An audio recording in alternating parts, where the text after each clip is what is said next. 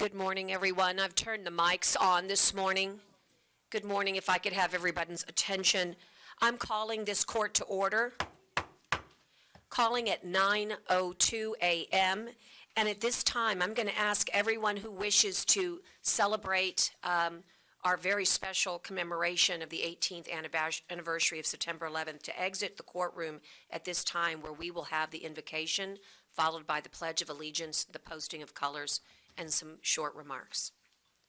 Okay, we're going to continue at this time, and I'm going to note for the record that it is September 11th, 2019. We are at the courthouse, Nueces County Courthouse, 901 Leopard, on the third floor in the Commissioner's courtroom. The time is 9:20, even though I believe I called us to order at 9:02. And I will call the roll because we do have one commissioner absent today. Commissioner Chesney? Here. Commissioner Vaughn? Here. Commissioner Mattis? Here. Myself, County Judge, here. Commissioner Joe Gonzalez is absent, but I do certify that a quorum is present. At this time, Timothy, would you come up for a safety brief? Oh, hi, Regina. Good morning. Timothy is out. Regina from Risk Management is going to deliver the safety briefing. Good morning. Yes, Timothy. Good morning. So it'll be me today. We're meeting on the third floor of the Nueces County Courthouse Commissioner's Courtroom, located at 901 Leopard Street. The restrooms are located on the right-hand side, the third floor atrium as you exit the Commissioner's Courtroom past the information technology. Fire extinguisher is located at the rear of the courtroom. In addition, there are 5 extinguishers located throughout the third floor atrium, immediately outside the courtroom. An AED is located on the right wall as you exit the courtroom between Human Resources and Information Technology. And the participant responsible for dialing 911 today will be Maggie Iglesias. Margaret, is she in here? She will be responsible for performing CPR in the event that it's necessary. In case of an evacuation, egress route will be down the atrium stairs immediately outside the courtroom. Proceed through the double doors located on the left-hand side of the courthouse and assemble across the street in the parking lot. In case we need to shelter in place, we will remain in the building and await further instruction from the Nueces County Sheriff's Office. Thank you. Thank you so much. At this time, Commissioners, we've got minutes to approve from August 20th, August 23rd, and August 28th. If you've had a chance to review, I would seek a motion at this time. So moved. And a second? Hearing a motion and a second, any further discussion? Aye. If not, all those in favor signify by saying aye. Aye. Opposed, same sign. Thank you. At this time, we're going to move on to resolutions, proclamations, and orders. And Tyner, we have one on Conquer the Coast this morning. And I did see some people here that may want to stand with me. Yes, I think they're here. And I'll go ahead and proceed, Judge. Please do. Whereas cyclists from throughout Texas, the United States, and beyond will mount up on September 14th, 2019, and participate in the 16th annual Conquer the Coast bike ride, a premier cycling event of Corpus Christi and the Coastal Bend.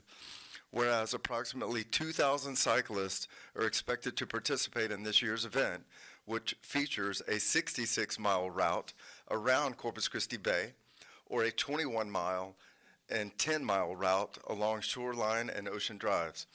Whereas the event is organized by the United Corpus Christi Chamber of Commerce Foundation, and dollars raised from this year's event will benefit foundation programs such as Leadership Corpus Christi and Lemonade Day, as well as the Texas A&M Corpus Christi Athletic Scholarship, Bikes for Kids, and Bike Texas. Whereas this event continues to grow in size and stature and presents yet another opportunity to celebrate the remarkable beauty of Nueces County. Now therefore be it resolved by the Commissioners Court of Nueces County that the court recognizes Conquer the Coast as a premier cycling event in Nueces County, and thanks the United Corpus Christi Chamber of Commerce Foundation for organizing the fundraising event. The court encourages the citizens of Nueces County to participate in or observe the event on Saturday, September 14th, 2019. So moved. And a second, please. Hearing a motion, a second, I'd like for the ladies to come up, and would you like to say anything regarding Conquer the Coast? That was a good explanation.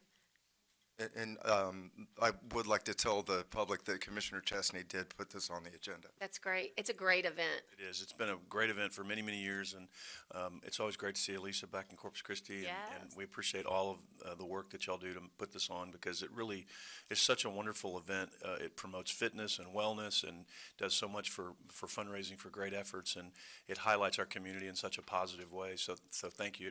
I know it brings in lots and lots of people to our community that may not otherwise be here. So thank you for doing that. No, please. Thank you would so like to much. say anything. I wasn't trying to steal your thunder. I was going to let you talk. I do want to say thank you to you Oh, no, it's- for putting this on the agenda today. And Conquer the Coast has raised more than $500,000 in the 16 years that we have been putting it on for the Islanders Athletic Scholarship Fund for Bikes for Kids, for Bike Texas, in honor of Andy Hines. And we just really want to say thank you to everyone in Nueces County who allows us to put on this ride every year. So thank you. Thank you all. Great. And I'll need to vote on it, so we'll do that. And then if you'd like, I have a nice certificate, I think, here for you. All those in favor passing the resolution for Conquer the Coast signify by saying aye. Aye. Aye. All right, resolution passes, and I have very nice resolution. If you would like to, would you like a picture for the website?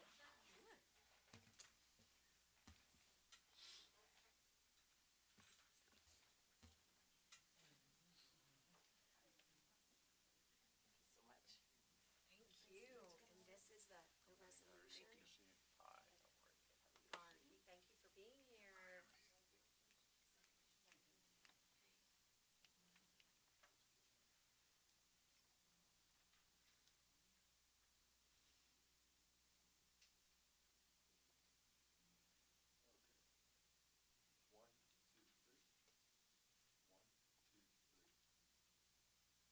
Thank you all so much. Thank you. Yes.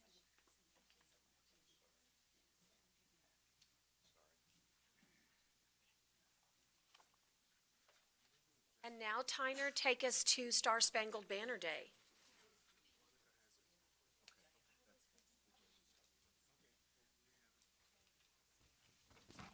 Did I Excuse me. forget something? Just for the court's information, I don't having recalled ever doing the next two items. We have not. So I'd like to invite the Historic Commission folks and other patriotic people to stand with me, I guess. I'm patriotic. I want to stand. Wait, Tyner, is Uncle See- Sam Day, is that Sam Dalton? That what it, no. Yeah, this is actually the Daughters of the War of 1812. And I actually had to look that up on Wikipedia, but I'm going to leave it to them to tell you about that part. But I'd like, It's okay. okay. Well, I'd like to go ahead and read these next two resolutions. Whereas the Star Spangled Banner, our national anthem, was written during the War of 1812. Whereas by the dawn's early light on September 14th, 1814, Francis Scott Key saw the American flag flying over Fort McHenry, signifying an American victory, and was inspired to write the words of the Star Spangled Banner. Whereas millions of Americans cherish and respect the words and music of the Star Spangled Banner, which became our national anthem on March 3rd, 1931, when President Herbert Hoover signed Public Law number 823. Whereas sporting and public events begin with the singing or playing of the national anthem as a reaffirmation of patriotism and love of country. Whereas the National Society, United States Daughters of 1812, and the Old Bayview Chapter number 479 of the Texas Society, United States Daughters, calls for a day to observe the historical significance of the Star Spangled Banner and to celebrate the words that Francis Scott Key penned in 1814. Now therefore be it resolved that the Nueces County Commissioners Court does hereby proclaim September 14th as Star Spangled Banner Day and urges all citizens to recognize and celebrate the anniversary of the birth of our country's national anthem. Second. Hearing a motion, a second. Ms. Eisenhower, do you have any comments to make? We thank you for this today, and we're a relatively young group in Corpus Christi. I think about 4 years approximately, and somehow they dude me into being president. But here we are. We thank you for doing this, and it's so often that we forget that War of 1812. And if we had not stood forth with our Navy at that point and those that were fighting on our border with Canada, we would not be the US of A. Very well said. And it's nice focus today about our flag, isn't it? Yes. And so I really want to thank you for teaching civics and history, and just really thank you for always keeping us mindful. And I was in, as I said, in our nation's capital yesterday, and I was staying, I went to the Department of Interior. Anyway, I was very close to the Daughters of the American Revolution, and I promise you I thought of each one of you, because that is also a great organization that really keeps our history alive. So anyway, well, thank you all so much. Tyner, are we can also do another one, and then we can do a picture? Let's do the next one. That's correct. Let me vote on that real quick, we need to vote. All those in favor signify by saying aye. Aye. Aye. The resolution passes. Let's do the next one. So that was September 14th. The next day, September 15th, is Uncle Sam Day. Whereas Uncle Sam was portrayed by Samuel Wilson of Troy, New York, an inspector of beef and pork at E&S Wilson Company, a business owned by Ebenezer and his brother Sam. Whereas after the United States declared war against Great Britain on June 18, 1812, the E&S Wilson Company was chosen by the U.S. government to supply meat for the Army of the U.S., where E&S Wilson Company stamped the barrels with U.S. for United States. However, soldiers began referring to the grub as Uncle Sam's. The story and Uncle Sam eventually gained widespread acceptance as the nickname for the U.S. federal government during the War of 1812. Whereas the tall, white-haired figure of Uncle Sam, with his stern, sagacious face graced by a flowing beard, with his distinguished top hat adorned by stars and stripes, is a beloved figure of the United States. Recognized around the world, the striking visage of Uncle Sam recalls the pride and strength of the American people, as well as the freedom we enjoy, and it became our official national icon on September 15, 1961, when the U.S. Congress recognized Samuel Wilson as the progenitor of America's national symbol of Uncle Sam. Whereas the National Society United States Daughters of 1812 and Old Bayview Chapter 479 of the Texas Society United States Daughters calls for a day to observe the historical significance of Uncle Sam and to celebrate Samuel Wilson's patriotism during the War of 1812. Now therefore be it resolved that the Nueces County Commissioners Court does hereby proclaim September 15th as Uncle Sam Day, and urges all citizens to recognize and celebrate the anniversary of our country's national icon. So moved. Second. Having a motion and a second, is there any further discussion, commissioners? Again, just great history. And I hope that by having this broadcast and video that those at home are going to pass this on to their family members so that they can have interesting conversations tonight at the dinner table, because you've really given us, I think that it's worth noting that Ms. Eisenhower and I are kind of on a crusade to really open up a greater space for the Historical Commission downstairs, or maybe even at another location as long as it's accessible, because we have so many amazing treasures, and this is just an example. But when we do these historical resolutions, we might want to have a space downstairs where they could just sit for the month, you know, if they're historical in nature, like these are. I think it's a good idea. People, I watch them all the time. They just absolutely gravitate to information. May I make one of Absolutely.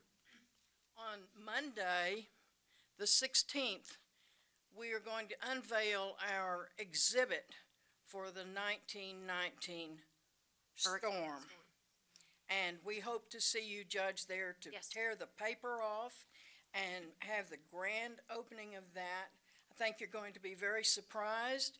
We are elated with what the product is that our graphic artist has prepared for us and what we have each learned from what our research is trying to prepare that exhibit.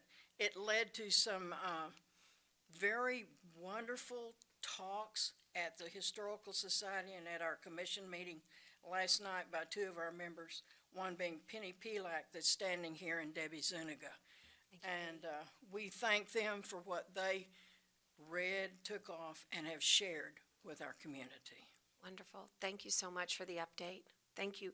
If there's no further questions, yes, absolutely. I just want to say thank you. I don't think our city and county realize how blessed we are to have you ladies. Y'all keep the history alive, so thank you. Can't be said enough. Thank you so much. All those in favor of passing the Uncle Sam resolution commemorating this important day in our nation's history, signify by saying aye. Aye. Aye. Pose same sign. Thank you. I have two great, I need to sign real quick but come on up. That's this one, Want me to get your phone? and then, You gonna leave it to the ladies? okay, these are our two, Brent. Let me get my jacket back up and move this.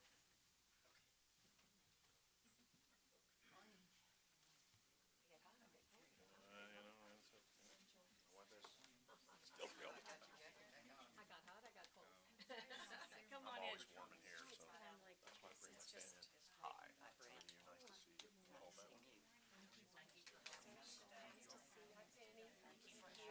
Give the other one to Anita. Hello, ma'am, how are you? Nice to see you, you bet. Did you hold that one? Thank you. Yes, ma'am, you all right? Okay. Me too. all right, I'll hold this one this way. We got it right side up. Thank you.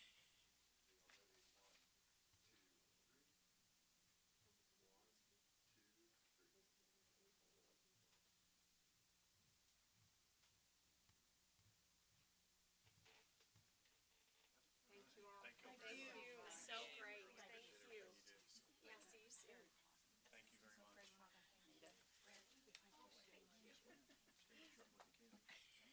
Thank you, Mary Helen. Thank you. Can't wait to tell you about the space.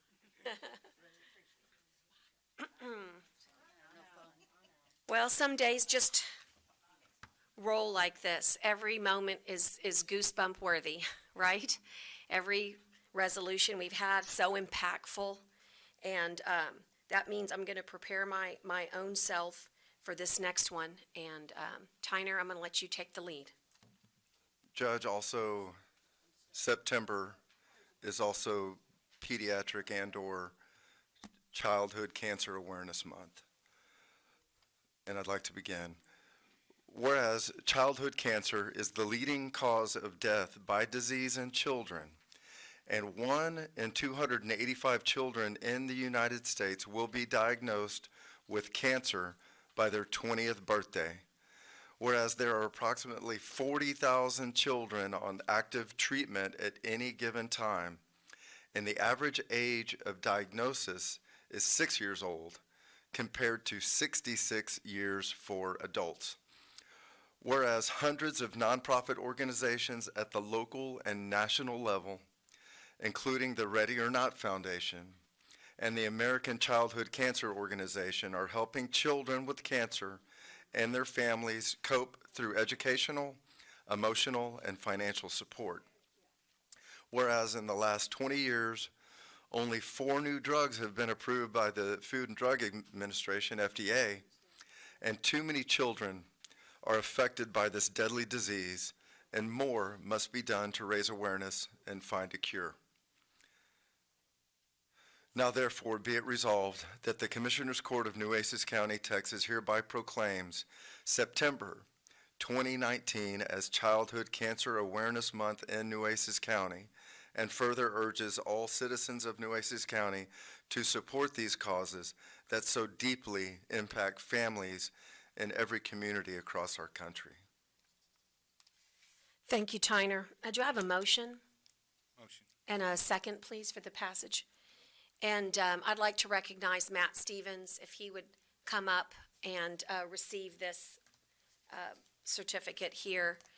I want to say that, come on up, Matt. I appreciate Tyner reading it. I don't think I could personally read it.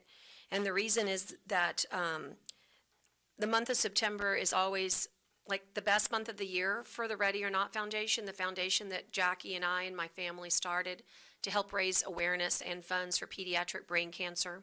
My daughter Jackie was diagnosed at age 6.5, and at age 20 today, she suffers every single day. I wish I could tell you that she didn't suffer, but that's just not the truth. And today, 9 more families will get the news that their child has been diagnosed with cancer. And today, 9 children will die from pediatric cancer. So it's a war of a different kind, and I'm only one mother that joins millions of other parents in our crusade for better treatments and a cure. I want to also acknowledge in Nueces County, we are incredibly blessed to have another wonderful organization called Triumph Over Kids Cancer. It's led by the Reagan family, who lost their son James to osteosarcoma. In addition, we have Brooks Blossoming Hope, Brooke Hester, who lost her life, and she was a dear friend, and her mother, Jessica Hester, started that foundation here in, actually in Clayburgh County, but we work with both of these fine organizations and so many more nationally. So you might have walked in downstairs and noticed that at the entrance of the courthouse, you'll see a big gold heart and a big gold ribbon. And by next week, I'm going to have just empty gold hearts. And I would like to announce that everybody who wants to honor somebody, a child who's battling cancer, or someone they've known who've lost their life, or a survivor like Jackie, if you just put their first name on there, I think you're going to be surprised how many people we know whose lives have been touched by this unbelievable disease. It's always wrong, the word cancer. It's never right. But there's something so wrong about a child having cancer. And as I said, it changed my life forever. Jackie is a fighter. She is just a warrior. And I'm so proud to be her mother. In fact, that's the greatest feeling in the world, is to lose my own title, because I really just have earned one, and that's Jackie's mom.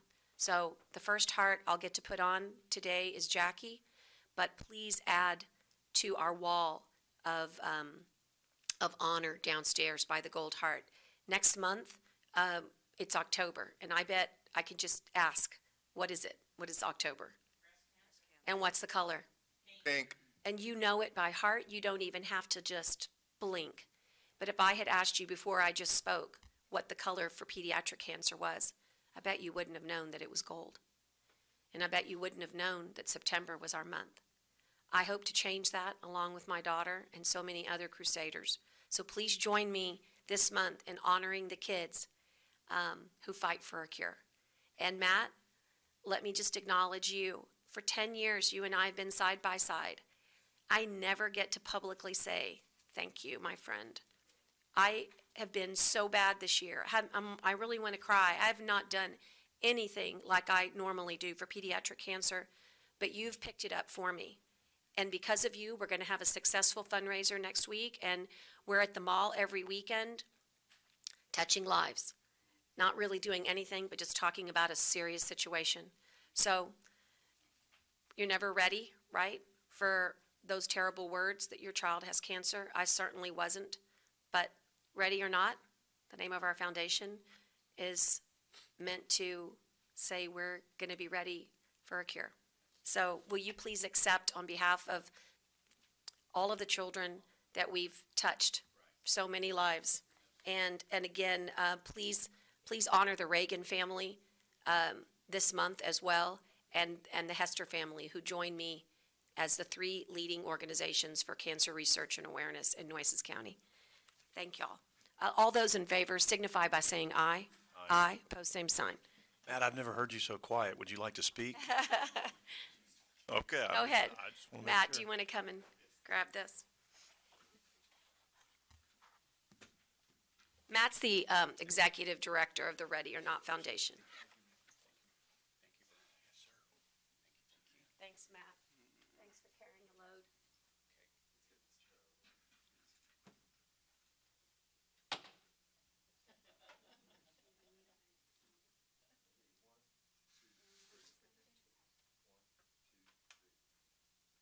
Thank you. Take care. Thank you. You get to take that home. Yeah. Thanks. Thank you, ma'am. I appreciate it. Well, you're just not alive if you came to the courthouse today and didn't feel something. It's just the way it, just the way it is today on September 11th. It's all about our humanity. At this time, I'm going to ask Edward, okay, thank you, to bring up public comments. I think we might have a few listed. And we do. We have one. We have oh, hello, Lisa. We have Lisa Buchholz. And Lisa's one of our amazing Nueces County volunteers and here to address us. And as you know, just as a reminder, we're going to give you time, and we do not respond back because it's public comment, but we will take everything you say and give it thoughtful consideration.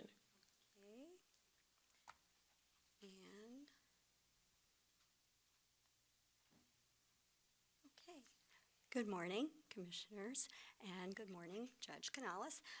Recently, it has come to my attention that the county is considering a restructuring of its animal control operation. First of all, I want to say kudos, Commissioners, for your thoughtful consideration of these very long overdue changes, and also thank you so much for including additional monies in this year's budget. As a volunteer at the facility and a current advisory board officer, I was asked by several people for some of my input and suggestions in this regard. Whoops, excuse me. And I realize that there are no agenda items on this subject today, but I would like to share my thoughts.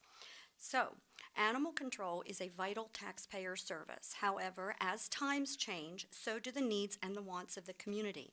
And like most things, the world of animal care and control is forever changing. An ever-growing body of research and data is providing this industry with insight and inspiring cities and counties to let go of beliefs and practices that no longer apply.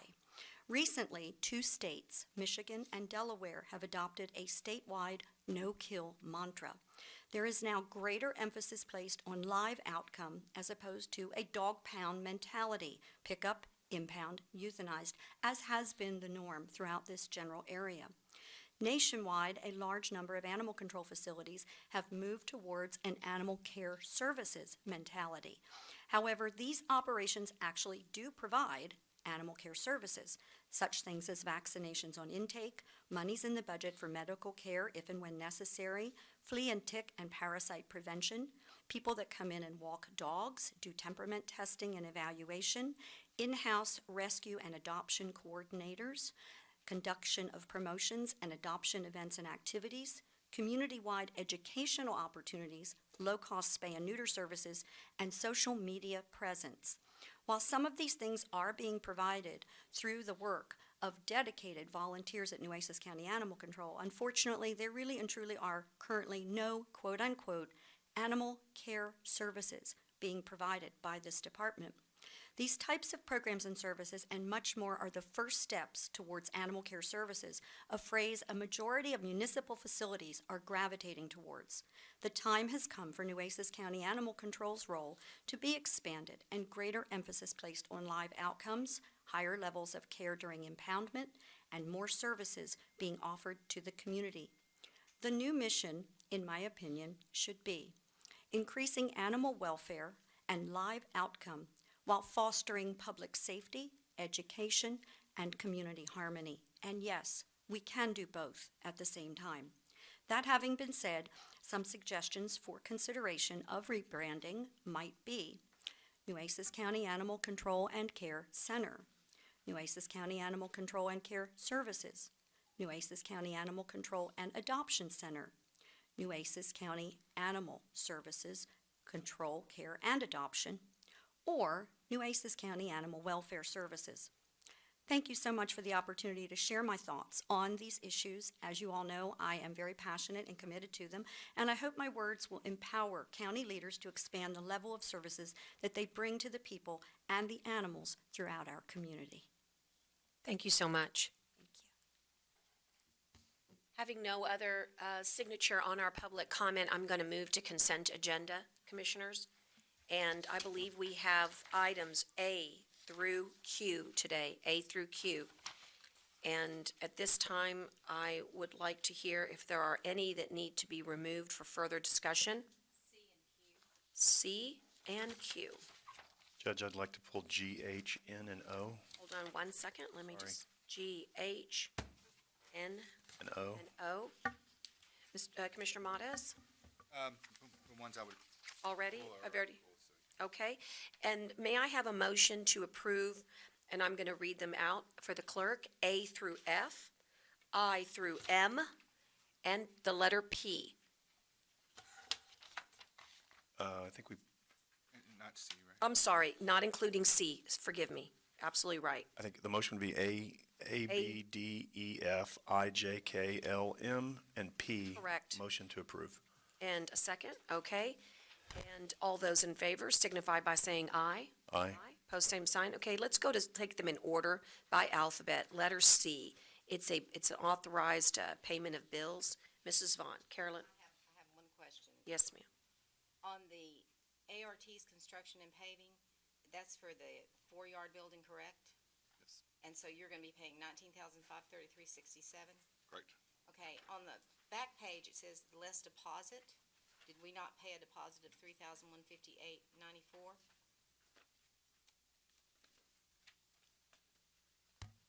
I'll have to look into that for you to make sure that what the balance is for on that. If that's the case, we will make sure that has been adjusted for that amount. Thank you. Do you want to approve it subject to, Commissioner? Yes. I'm going to, Checking that, making sure. yeah, let's do I'll take that as a motion from you, okay? That's going to be subject to, Commissioners. And that's subject to, The deposit being confirmed, Okay. that it was, is that correct? Of $3,150? just trying to help the clerk out. Yeah, pardon me? Thank you. C, that's C. Second on that motion, subject to. Okay, all those in favor signify by saying aye. Aye. Post same sign. Okay. And now let's take item number G. Judge, I think we can find G, do G and H together. I just needed further explanation Absolutely. as to where we're going on this Ab- and where the funding sources are being looked at and so forth and so on. Absolutely, and I think Michael is here to help explain. Oh, I'm sorry, Maria too. Yeah, I think I'm going to just turn it over to Maria, as she can explain where we are in the grant process on the funding side. So we have preliminary approval from the Texas Historical Commission for $150,000. It's a planning grant, so it would pay for these services. We are waiting for National Park Service approval, so we just kind of want to get ahead of the game. Because the procurement process takes, a while, obviously, we want to go ahead and, start this process and wait till, we get the official award, and then we can make an award on these RFQs. Okay, so So there would be grant funding. This was the Fully grant National funding. Park Service grant that was administered through the Texas Historical Commission that we were successful right, and on, so, but we haven't gotten the check yet. so G and H would be tied to the grant, Yes. and that's where the money would be spent. Yes, they would be fully funded through the grant. Okay, thank you. That's all I need. Just a quick little update. I met with National Park Service on Monday in DC to try to find out more. Well, first of all, to thank them. That was first and foremost. And second of all was to try to find some more information.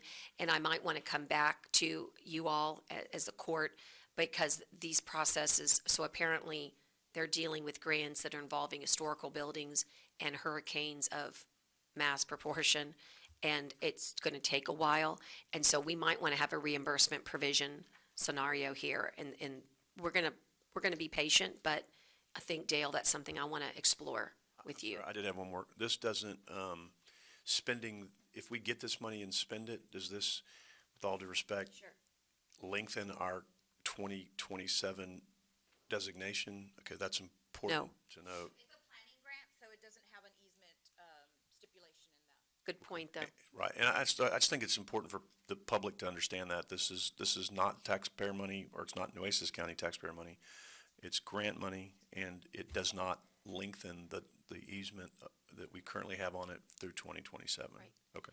And Michael's been working very closely with the Historical Commission for the credentials, if you will, and the right verbiage, so that when he looks for this method of procurement, that we're not, that we are doing exactly what the right, Exactly what's prescribed. exactly what's prescribed in the grant, so we're being very No, careful. and I appreciate the Yeah. Historical Society stepping up when they came and presented to us, and they said they would help us financially, because I won't say I have a great deal of skepticism about this project, and am very concerned about it moving forward, but I do appreciate that they said they would step up, and they've stepped up, and I think that should also be acknowledged, and I appreciate that very much. Thank you. Judge, Yes, sir. I also, these were two that I had concerns about, questions, and just, moving forward, I mean, I think that this is not a problem, considering it's not gonna be any taxpayer money used, so I agree with that. I think that's a good point to remind the public about. I thank you for working on this and getting actually to the source there in Washington DC. However, every time we talk about this, I think we need to remind ourselves and start talking, Tyner, about putting this on our next legislative agenda in 2021.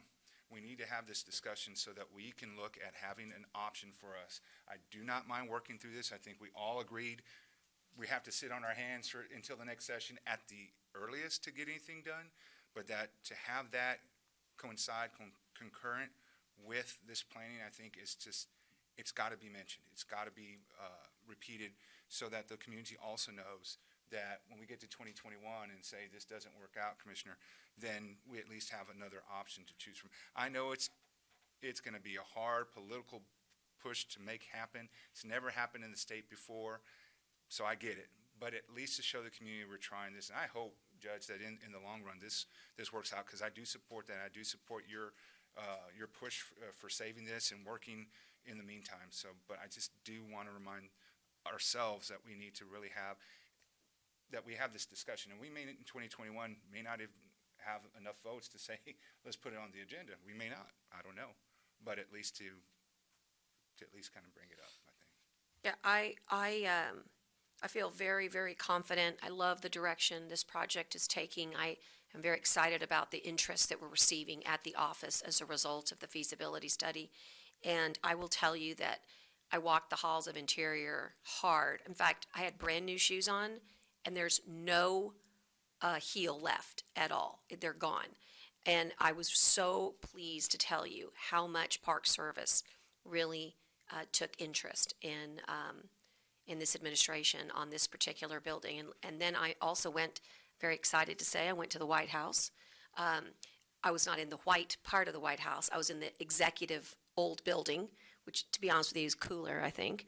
But I met with the Bureau of Intergovernmental Affairs, and one of the things that they brought up to me was, and by the way, this is the department that helps counties work with agencies. And what was so exciting is that when all was said and done and we kind of went through all our checklist, a lot of it, by the way, had to do with supplemental funding. They got to opportunity zones, and they said, what do you know about opportunity zones, and do you have any in your community? And I mean, as if, the extra little light bulb went off in my eyes, and I said, do I know about opportunity zones? Let me tell you about our project at the 1914 courthouse. And they were so excited about it that the administration will be putting me in contact with their lead, their chair, who is a Texan. I believe his name is Scott Turner. I could be wrong about that. Don't type that one, Tim, because I got to look that one up. But I think his name is Scott Turner. I think he heads up the council of on Opportunity Zone.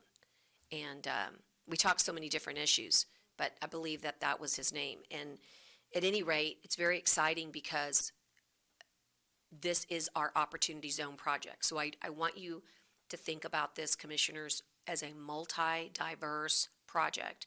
It's not only historical, and it is linked to our right-of-way that we hope to seek after TxDOT takes down the bridge, but it's also a link to economic development and the administration's absolute prioritizing of opportunity zones. And so I think it was very exciting. And again, none of that happens unless you go talk about your county and get people to know your story. So I think that this is our first good step, Michael.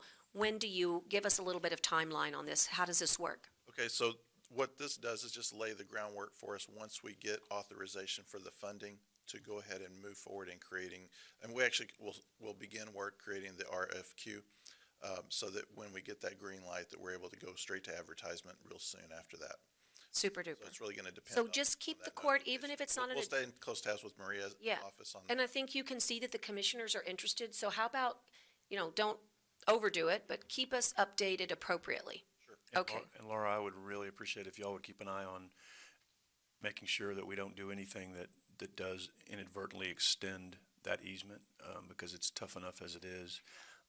And let me tell you, Judge, you've put a lot on this, and I get it, and I think the paper said your whole, it's all on you, which it isn't, but you've certainly taken it on, and I appreciate your energy, and I'm like Commissioner Mars, I hope it works out, but at the same time, and I'll be the first to say, you were right and I was wrong, but I'm not as optimistic as you are. Think happy but- little thoughts. But Think you know happy what, little and if we can make it happen, that's great. We will. And like I say, if you can stand up and say, I told you so, and I'll say, yes, you did, so. Thank Well, you. I am on board with this. I'm as optimistic as she is, and I think we need to afford her the time, because she hasn't been here long enough to get it done, but she's got the energy, and I believe it's gonna happen. I really do. I hope you're right. I hope we are. Well, thank you all. It's a team effort, and thanks to grants and to procurement on this. Let's go ahead. Judge. Yes. I'm getting text saying that my mic's not on. Okay, let me check. That was intentional. We asked it. I bet. Commissioner, do you have a button by there? Caught me. I think it was the position of the microphone, Commissioner. It was a little bit far away. Okay, I just did a double Pulling check. that? Okay, got it. Thank you, Tom. Okay. Thank you. I think we need to vote. There's not a motion Motion yet. passage of G and H. Second. And all those in favor signify by saying aye. Aye. Yes? Yes. Yes, okay. Thank you. Sorry, I was laughing at. That's okay. My bad. Those same sign, so that, those letters and attachments pass. Let's go to N. That is, Yes, let me address that. sure. This was the Lanier firm. We had hired them to assist us in the appellate aspect of the CC liquefactions. I'm sorry. I remember now. My apologies. And what happened at the last meeting, there was a draft agreement that we didn't review, and it got signed Right. I'm sorry. by accident. So we have to rescind that one, and then the one that is before you Is is the the correct one. My apologies. And move passage. And Second. all those in favor signify by saying aye. Aye. Aye. Post same sign. I missed the word ratifying. I'm sorry. Yeah, no worries. And- And it's good to get clarity anyway, to be honest with you. Now let's do O. Who pulled O? I think I did. It's the same question, just Same a little thing. explanation on that. We've already done this one, I think, right? And this was just ratifying, coming back, and, because I think we all. I'm kind of with you on this one. Right. Yeah, this is a contract with the hospital district, and basically the hospital district is paying for this. And so this is just. Right. you I know, think he's we're- just wondering we're- about, have we already done it Yeah, before? right. Okay. And move passage. Thank you. All those, I actually need a second. And all those in favor signify by saying aye. Aye. Post same sign. Excuse me, but can I go backwards, Lauda? But what about the Meadows? It's not on here as a ratification. I don't know about. Okay, I'm with you. Follow up on that. Follow up. Okay, fine. Q, item number Q. That would be me. Anybody here from the airport? Nope. Sam, is he leave? Well, I just wanted to commend them for raising the rates, but I wanted to ask if they had gotten with other counties to see Would what you the like to rates come are. forward just because we can put it on the, Come on, Uncle Sam. I was just joking. I think it's. Seeing back I mean that Thought it was- out of respect. I thought it was pretty quick, John. Good job, man. that way the video can pick it Chairman up. Sam, actually, right? Chairman Sam. Thank you. Thanks for being here. Good morning. Good morning, and the question is? Well, I see that you raised them $25 for the hangars, correct? Correct. Okay, my question is, did y'all check rates? That still seems low to me, but did y'all check rates on hangars and other areas? Our airport manager has been checking regional rates, and we just want to stay competitive. not lose any business. Yeah. And we have a huge list of people that would love to rent a hangar. We don't want to lose anybody, but we do want to make sure the county is getting the revenue that we richly deserve on these rentals. So how competitive are we with other counties? That's my question. Oh, It was $25 y'all raised. It didn't seem like a lot to me. And I appreciate you raising it, but I'm just curious how competitive we are. Can we raise it anymore? I cannot swear that we are the lowest of all the counties, but we are somewhere in the middle. Okay. So, obviously, relative to the Corpus Christi International Airport, we're much cheaper. Yeah, I know, you are, much. But that's not our objective, is to compete with. And I know that, but I'm just saying if the county can make more money, I'm all for doing that, because, I mean, hangars aren't cheap. But I applaud you for raising it $25, but I'm sure down the road we'll probably be looking again. Well, I think every year it has Yeah. to be re-examined. Yeah. A lot of things change. Yeah, because to me, this is still low. But thank you. You bet. And Commissioner, I think that, I know we've been talking about it, but I believe it, I hope it'll be forthcoming. I just want to visit with Commissioner Modis about it as well. But I really believe that in order to get a real plan for the future out there, we really need to study all of the issues you just brought up and get the engineering done on that 5,000-foot runway because of the opportunity for grants in that 2021 cycle to those innovation readiness grants. I think so. But it's got to be that we know how we sit in relationship to everybody else. Exactly. You're right. So moved. Motion. And I need a second. And all those in favor signify by saying aye. Aye. Pose same sign. Okay. We're going to move to the regular agenda, and the very first item is a very important one in that same vein. And I'm going to ask Noe and Hossa to come forward, but Tyner, if you also kind of want to, let me just announce to the court what this is. We're going to be discussing and considering the approval of an authorizing the issuance and sale of Nueces County, Texas tax notes. These are dubbed Series 2019. The aggregate principal amount would not to exceed $40.5 million, levying a tax and payment thereof. It also we're going to be discussing, providing for the award of the sale thereof with all those specified parameters, authorizing the execution and delivery, authorizing the official statement, and enacting other provisions. In other words, we're going to be discussing the $40.5 million tax note, and then we're going to be discussing and considering all of the elements that are needed in order to make that happen. Is that a fair assessment, Noe? That's fair. Thank you, Judge. Members of the court. Take it away. Noe Hinojosa with the Stroy Hinojosa and Company. With me is Bill Avila with Bracewell Bond Counsel. Oh, hello. I didn't see you. Nice to see you. And he's a very quiet lawyer, which is good. Yeah. Nothing. Very unusual. Very, very unusual. But in any event, he's been kind enough with his partner, Blakely Fernandez, to prepare the bond order, I guess, and tax note order that you'll be approving today, where basically this court is delegating to the judge and county auditor for pricing this financing on or about the week of September 23rd.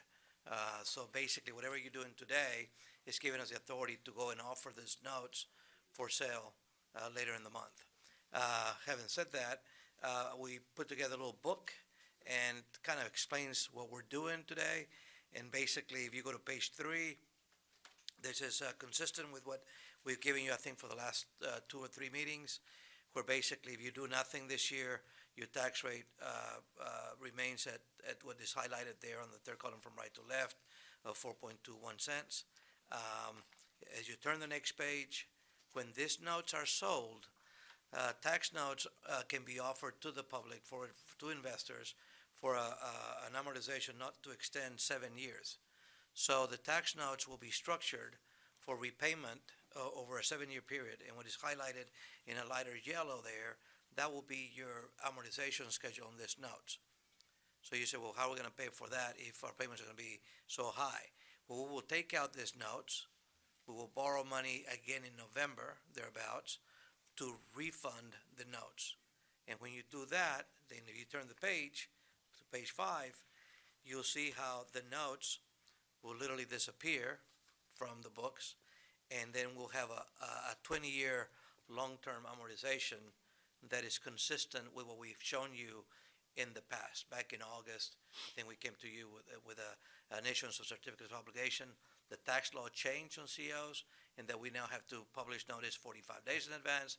So we felt this was a way to give you more flexibility. Tax notes can actually give you a more comprehensive coverage of what you can finance. We're not yet determined, based on what I've heard from you all, as to what you really want to fund. So the $40 million will give you an opportunity to fund literally anything that is in your CIP. So that's what this does. Do the tax notes first, and then come back in late November and refinance, along with a little refinancing that you can do for savings, and that's what that does. So it will be a two-step financing. The first one is this tax notes. Right. So just to kind of give everybody a little bit of a primer, so a tax note is a mechanism, like a certificate of obligation is a mechanism to borrow money. So that's the first piece of it. The second piece is that this is for consideration to borrow through the tax note mechanism, which allows for great flexibility, $40.5 million. We chose that based upon the capital improvement plan's overall needs of over $100 million, and therefore this would be the first piece of investment for our county's benefit, welfare, and infrastructure. That's what we're doing, but our real goal ultimately is in late November, coming back for refinancing into the certificate of obligation. And by doing so, we're also going to allow ourselves to refinance anything that had older debt associated with it, take advantage of the better rate, and therefore we'll see those payments as outlined on page number 5. Is that? You're hired. No. I'm learning. I'm learning. Okay, I just want to make sure that everybody understands, because sometimes, even I use CO, I like to use that acronym. And then, but when we're, actually looking at what's here today, tax note may be something that people are not as familiar with, but it's just another tool in the financing world that's utilized to achieve the borrowing that a governmental entity would need. My question to you is, you and I met with Moody's. They will set the rating for us. And can we expect that rating next week sometime, or? It should be either the next week or the following week. Okay, and that rating will determine our rate? That's correct. Okay. You're a AA2 right now. Right. Let me stop there. It's a good point to allow commissioners, I think I've set the table, allow commissioners to ask lots of questions, if they so desire, not forcing it. Well, I'm going to make a comment. It amazed me that this county did not have a CIP plan. And I don't want us to become a county that just keeps passing the buck down the road, because I think that's what's happened, just like the city did on the streets. And you see how much money they're having to spend now to catch up. In the past, it's been ignored. I'm sorry. There's been things that have been built, but we have got some structural problems. We've got so many problems that need to be fixed. And when I got elected to do something. And so I'm conservative. So some may look at me and say, I cannot believe you're doing that. Well, I don't want to be in do-nothing commissioner's court. I don't. So I think we have to do this, or we're going to keep deteriorating in our county. So I'm supportive of it because I think we can pay it back, and we're counting on you. And it sounds like a good plan to me. So I am supportive of it. Judge, my questions are just, how are we going to spend it? Obviously, I know we have a CIP that we're working on. We haven't finalized that, but. Right. I think we're going to have to really I think that's next. That's our next step. I will tell you that in the perfect world, we would know exactly how we're going to spend it and then bring a NOE in. But I think what's happened to us is the way the law has changed. We felt very strongly about the 45-day posted notice to be able to bring it to you on this agenda. There's a lot of procedural elements maybe bond counsel can address. There's a lot of procedural elements that are required. But what's going to happen next, Commissioner, is absolutely this tax note is going to be written in a way that's in fact, if you really look at your board book, the language Tyner wrote with the help of bond counsel really gives you a lot of latitude, but it's going to be our job in the next 30 days to marry the $40 to the projects. The good news is that $100 million worth of projects have been identified, and then now it's our job to narrow it down to the top top priority projects. And I just think that's important, Judge, because, I've been on city councils and county commissioners court, and I've never voted for a bond with nothing attached to it. And I'm a little concerned about that. I mean, in other words, normally what you do is, and every time we've done it with Noe's come in and said, we've had a bond because we've identified the specific projects, and the specific projects were this, and we were able to tell the people of Nueces County, there's a reason for this. We haven't finalized the CIP, so I would like y'all to address this. One, we haven't finalized the CIP. I don't agree with everything on the CIP, and I think some of it's been, and so I don't know where we're spending this money, so I think we need to spend money. I think we need to do the projects. I agree with the concept, but I'm very uncomfortable just passing $40 million worth of bonds with nothing attached to it. Well, Do you agree that you have approved a CIP of 100 million, or that you have identified this many needs? And if you have, then the question is, of that, can you agree that maybe 50% or 60% is really prioritized? And I guess The answer is probably, but the way, and it doesn't mean we have to do it the way I'm used to it, but the way I'm used to it is in the sense of complete, and we're all trying to be very transparent, but so it is important that you explain to me some of these deadlines, because in the vein of transparency, I have never passed a bond that didn't have, we're going to spend it here, here, here, and here, so the public knew there was a really good reason for doing this. And there is a really good reason for this. I'm not implying that there's not. I don't want to take my comments out of context here, but I've never done it this way, so I need more comfort. And I think the public would like more comfort, for those who watch and listen, right, that says, okay, y'all are passing this bond, but what are you passing it for? Well, we've got all these projects. Well, which one specific? I just have not done it before like this. I think normally when you pass a bond, you pass it and you say it's going to be for these specific projects. At least that's how I've done it 6 or 8 times on city council and county commissioners court. It doesn't mean I can't change the way I do things, and maybe there's a good reason. Maybe bond council has it, and if you're telling me that there's these legal deadlines that we have to follow, then tell me that. But don't tell me we should follow. Tell me it's because. Tell me the truth. But I mean. In other words, how are we going to be hurt by waiting to show exactly the public what we're passing this bonds for? How does it hurt us to wait and say, public, we're passing these $40 million worth of COs because you know what? We've got to do this and this and this and this. Where do we get damaged by waiting for that? And before, I want to bring bond counsel out, but I want to remind, just because Noe's not intimately familiar with the projects, right? That's not his bailiwick, so to speak, but I want the court to know that we have $38 million worth of identified county roads that are really just 8 county roads, just in county roads, 38 million. Now, not all of them made the CIP because some of them have CDBG funding, but that was just $4 million worth of roads. We have chillers, we have elevators, we have some non-negotiables in my mind. We have Metrocom radio. We have at least, in my mind, and I can recite them, and I'm happy to talk about them right now, which ones that I can assure this community that we need to fix the elevators. I can assure this community that the roof on the sheriff's jail is completely in need of repair. I can assure you that the plaster work is terrible. I can assure you that we have $20 million worth of ADA in this county. I can assure you that we have $2 million worth of chiller bill, 2.5, and at least $700,000 worth of Metrocom radios. Those are the easy ones right off the top of my head. So I feel very confident that we can identify the projects, and I'm happy to do so if that's the will of the court. But I do want you to explain why today was important to bring this and just remind us Right, and again, my question is, because I don't disagree with anything the judge just said, I just believe we should be passing this to show people exactly where this is going to go, not just with the 40 million. And my question is, does it hurt us in any way to wait and pass the bond with the projects? Because I want to get this CIP done. I want to get these projects done. I want to get them. Yeah. I want everybody to know, because I am agreeing with the judge, but I'm not liking. I'm a little uncomfortable with the process because we're putting the cart before the horse. So my question to you is, I get outvoted, I'm okay, it doesn't bother me, it doesn't make my feelings hurt. But my question to you is, are we in any way, in shape, or form, do we hurt ourselves by not waiting to pass these bonds when we have the projects identified that we're going to use them for specifically? That's my question.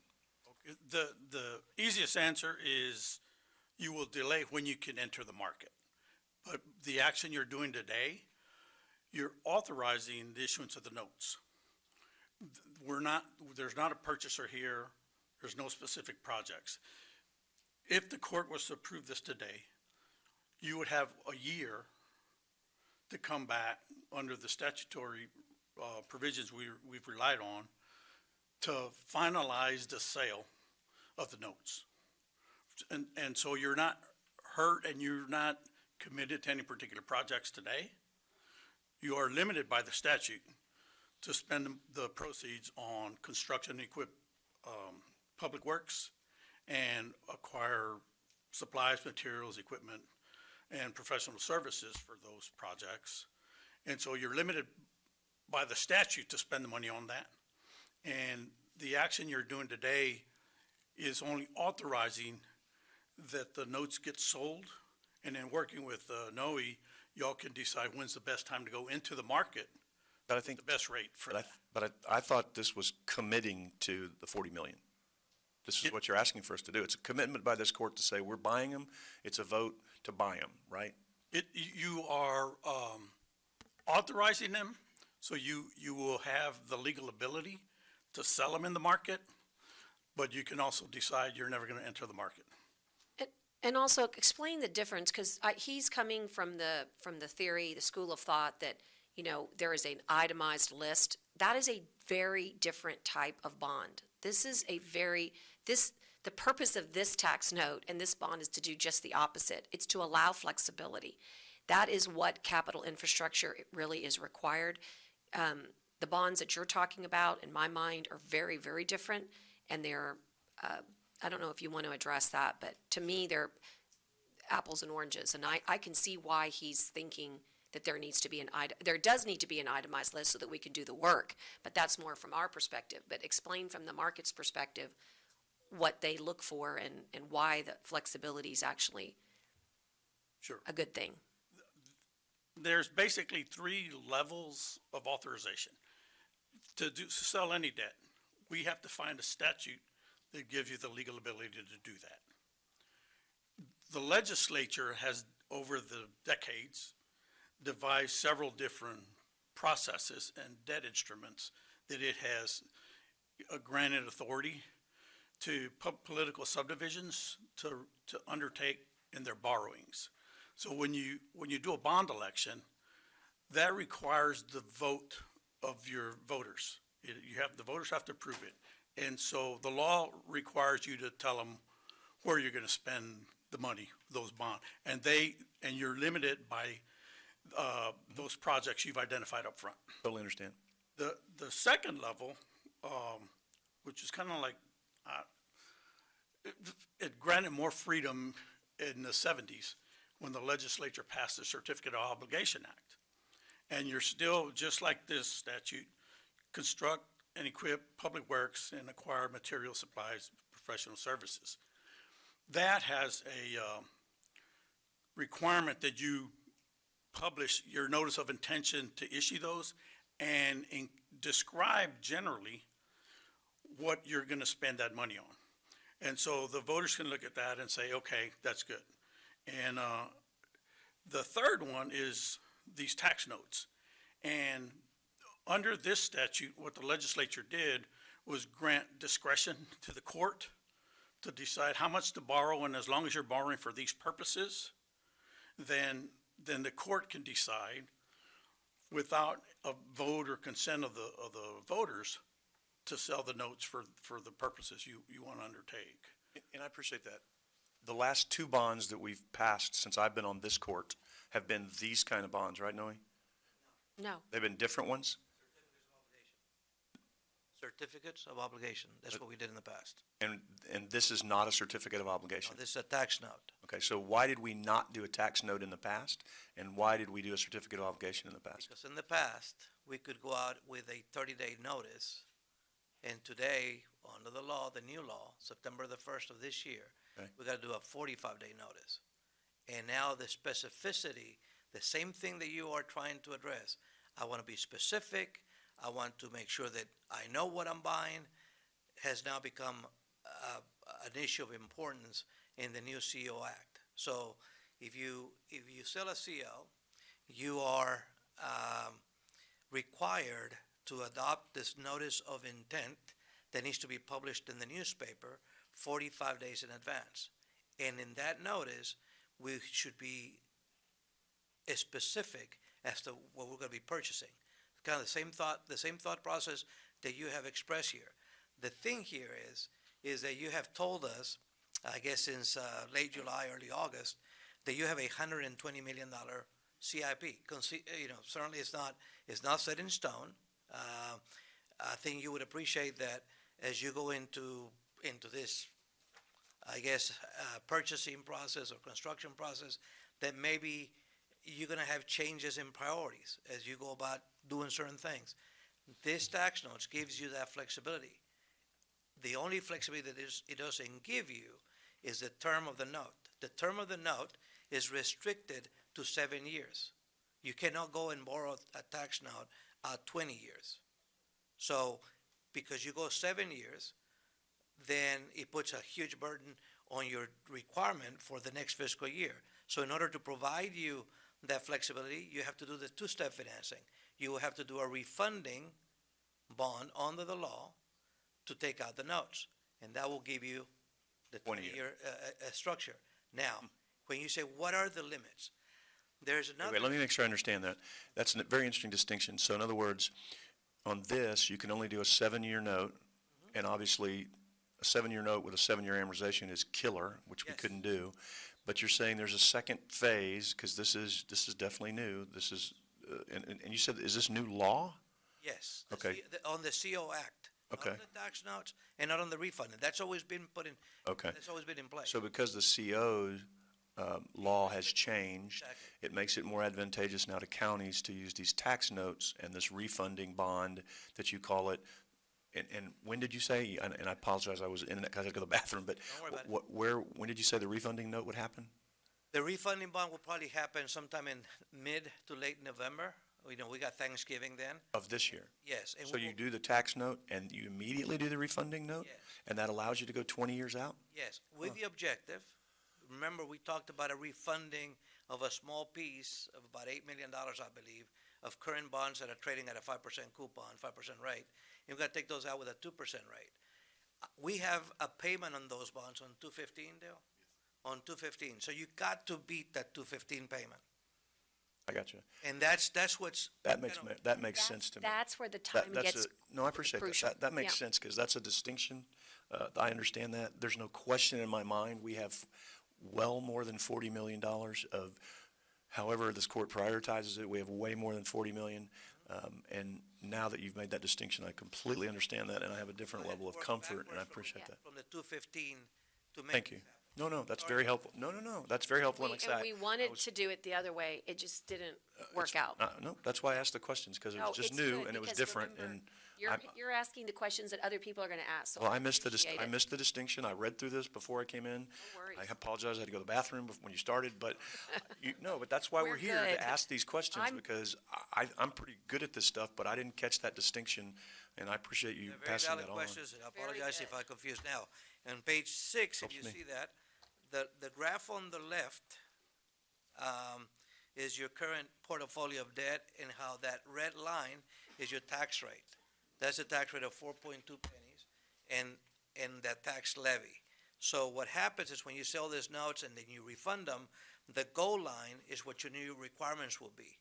So one of the things that Mr. Ashley and I would talked about is that we're going to reinstate that tax levy rate to a higher rate, right, Dale? next year, so we can get a little bit, so we can raise our red line a little bit more. Fortunately for us, because of the transaction we did a year ago, we were able to restore our savings account in this particular fund.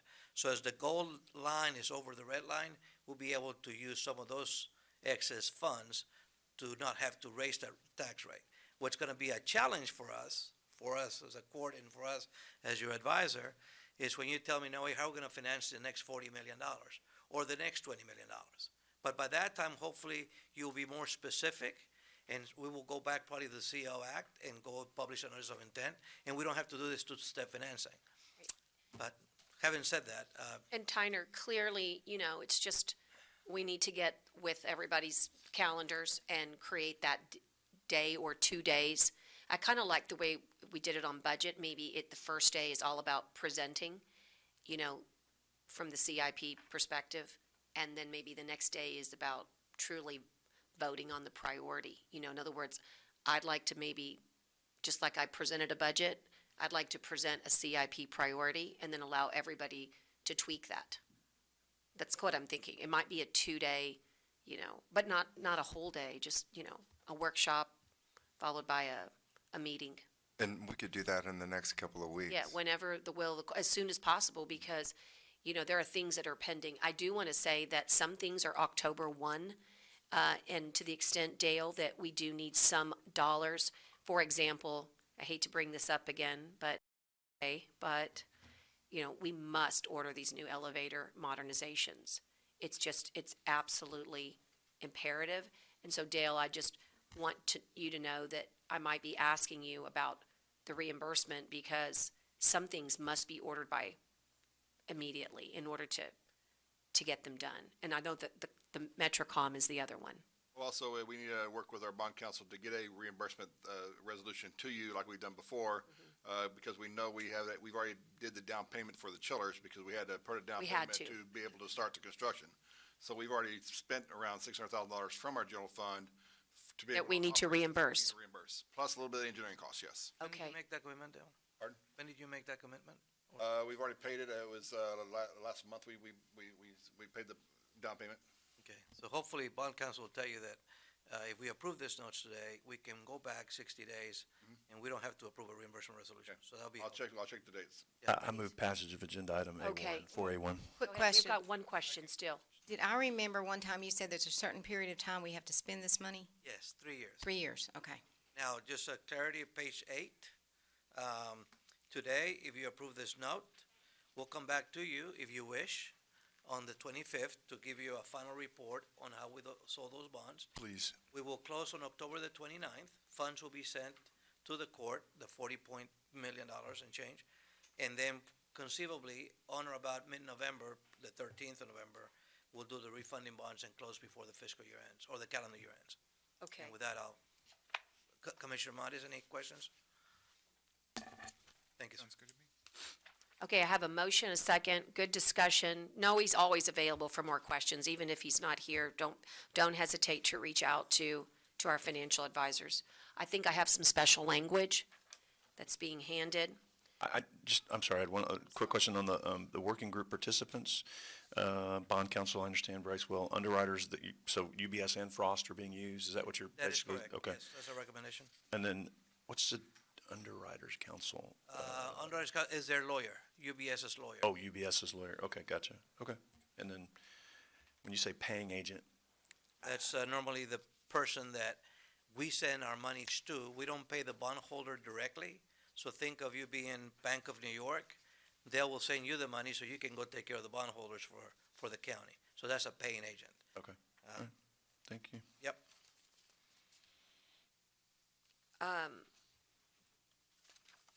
Who made the second? I need to thank you, Commissioner Modis. I'm going to read the formal language for the county attorney.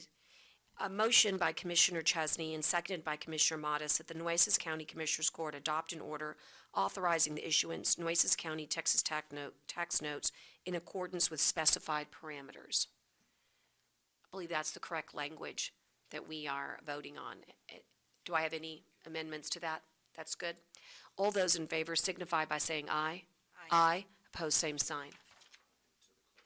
Thank you. Thank you, members of the court, for your trust. At this time, we're going to receive a report on Corpus Christi compliance with ozone standards. This should be very interesting, by Gretchen Arnold. She is the chair of the Corpus Christi Air Quality Group. Welcome, Gretchen. Good morning. Good morning. I'll give Tyner a moment to pull up the Sure. presentation. While he's doing that, I'll just introduce myself to the group. I believe most of y'all are familiar with me. My name is Gretchen Arnold, and I chair the Corpus Christi Air Quality Group. And once a year, sometimes twice a year if things are looking a little sketchy, but once a year I bring a presentation and update to the commissioners on where we are with air quality compliance and where we are now and the impact of where we are now on the future, in addition to what the air quality group and our local leaders are looking at in terms of current and future challenges for our airshed. And I'm going to go into a little bit about defining the airshed that I haven't really gone into before. As our airshed has grown and a lot of activity in our airshed, I felt like it was beneficial to update y'all on how our airshed is formed, how it's evaluated, and what happens within that airshed with attainment and non-attainment of air quality issues. So, included in this update, I will be visiting with y'all about who the Corpus Christi Air Quality Group is, the criteria pollutants that the airshed is responsible for attaining that is established by the United States Environmental Protection Agency, where we are with ozone attainment status, and our current challenges and efforts. The Corpus Christi Air Quality Group was established in 1995. It was established at that time by Mayor Mary Rhodes when Corpus Christi at that time was dangerously close to violating ozone standards. She appointed some city officials and they in turn recruited some folks predominantly on the industrial level to address the problem, voluntarily installed devices and mechanisms and processes to make sure that we did not violate ozone standards, and that group has grown since 1995, continues to meet now 4 times a year, and has grown in its representation quite a bit. We not only have the industrial members, we also have the universities, small businesses, we have the MPO, the Regional Transportation Authority, Nueces County is an active participant, the city, and a lot of other stakeholders. It's a voluntary group. The only funding that the group gets is from some sponsors, of which Nueces County is one, which funds a small payment to myself on an annual basis to chair and run the group, keep leaders briefed and updated, and keep the group moving forward. You see before you a list of some of the stakeholders that include those meetings and how that group is used. Since the group is basically unfunded, we don't have full-time staff, we don't have environmental engineers, we don't have lobbyists that are retained by us. We basically rely on the very diverse talents and assets and resources that are brought to the group by each stakeholder to try and get those things accomplished on an annual basis. The regulated criteria pollutants that our airshed is responsible for complying with not only include ozone, they also include benzene, particulate matter, sulfur dioxide, carbon monoxide, lead, and nitrogen oxide. We focus on ozone for the air quality group because that is the one criteria pollutant that we are at risk or we have bumped up on in the past, no longer complying with those standards. The rest of the criteria pollutants we've done well with. So let's focus on ozone. Currently, we are in attainment of the ozone standards set forth by the EPA. We have to fall at our regulatory monitors below 70 parts per billion. They evaluate that by looking at your 4th high ozone average at either of your regulatory monitors. They take that 4th high, average it over a 3-year rolling average, and that 3-year rolling average must fall below 70 parts per billion. And currently we're doing very well. We closed out 2018 at about 65 parts per billion at both of our regulatory monitors, so we're doing okay right now. Excuse me, Gretchen, and that 70 is come down, correct? The 70, you know, I've got an interesting chart. Let me visit with you about that a little bit, and then I'll back up some. This is a chart that I'm really pretty proud of. Corpus Christi, over the last many years, we've grown a lot with industrial growth, vehicle miles traveled on the road, et cetera. But some of the significant challenges that we've dealt with is, since the group's inception, the ozone standard has been tightened multiple times. And each time it's been tightened, we've still remained in compliance of those standards. As you can see by the chart in front of you here, we dealt with and were mandated to comply with a standard where we could not exceed 85 parts per billion. That was lowered to 75 parts per billion, and the most recent change in lowering, which occurred in 2015, took the standard down to 70 parts per billion. And I can't commit before you today that the story ends there at 70 parts per billion. The EPA is mandated by the Clean Air Act to go back into and reassess and reevaluate whether the standard that's currently in place adequately protects public health. Let me see, we've got 2 more years before they go into the reevaluation process, and the EPA, based on what the a scientific advisory committee informs them of, may elect to lower the standard even more. When the standard was lowered to 70 parts per billion back in 2015, there was actually discussion of going as low as 60 to 65 parts per billion to lower the standard, which would have at that point put Corpus Christi, as well as pretty much any heavily populated community in the United States, into non-attainment. We will continue to have to deal with these pressures. We will continue to understand and recognize as an air quality group that we're doing very well, but we can't rest on those laurels. There's always going to be transported emissions coming in from other air sheds. There's the threats of tightening standards even more. We understand and recognize that we have to be as lean as we can to continually be confronted with situations like this. We don't know what that standard's going to be 5 years from now. It may go lower. It's unlikely that they would relax it and actually increase it to a higher number. That probably just wouldn't happen. But the story is we've done well at every benchmark, and that's We what's have. so exciting about this trend. And I just wanted people to know, because we all talk in the industry 70, but 70 has really come down from, as you've seen, since 2002, and yet we still keep meeting our benchmark. I really like that story. There is, and this is the result of a lot of hard work on the stakeholders. Industry, I'll just put a few examples out there. Industry way ahead of before they were required to installed multi-millions of dollars worth of vapor recovery systems, transporting fuels and chemicals between barges and tanks and storage systems. Our local gasoline stations were installing other forms of vapor recovery way before they were required to do it. We've been very progressive and voluntary for many, many, many years, trying to stay ahead of the curve, knowing that these changes and challenges would continue to present themselves to us and that we would have to, on our own, try and stay ahead of the game. Once you slip into non-attainment, it's very difficult, and I'm going to get into a little bit of the pain here in a minute, to get back into attainment, to get on the other side of that curve becomes very, very, very difficult. You want to do whatever you can to never see that day. I wanted to go back to this map and share with y'all a little bit about and there's even been discussion within our Corpus Christi Air Quality Group of changing the name of the Corpus Christi Air Quality Group, because when you think of Corpus Christi Air Quality Group, you think of Nueces County, you think of Corpus Christi, and that's it. Well, the EPA and the TCEQ defined the Corpus Christi urban airshed as all of Nueces County and a significant part of San Patricio County. So as Corpus Christi goes in terms of air quality and readings, as goes San Patricio County. Now, that's an important piece of information.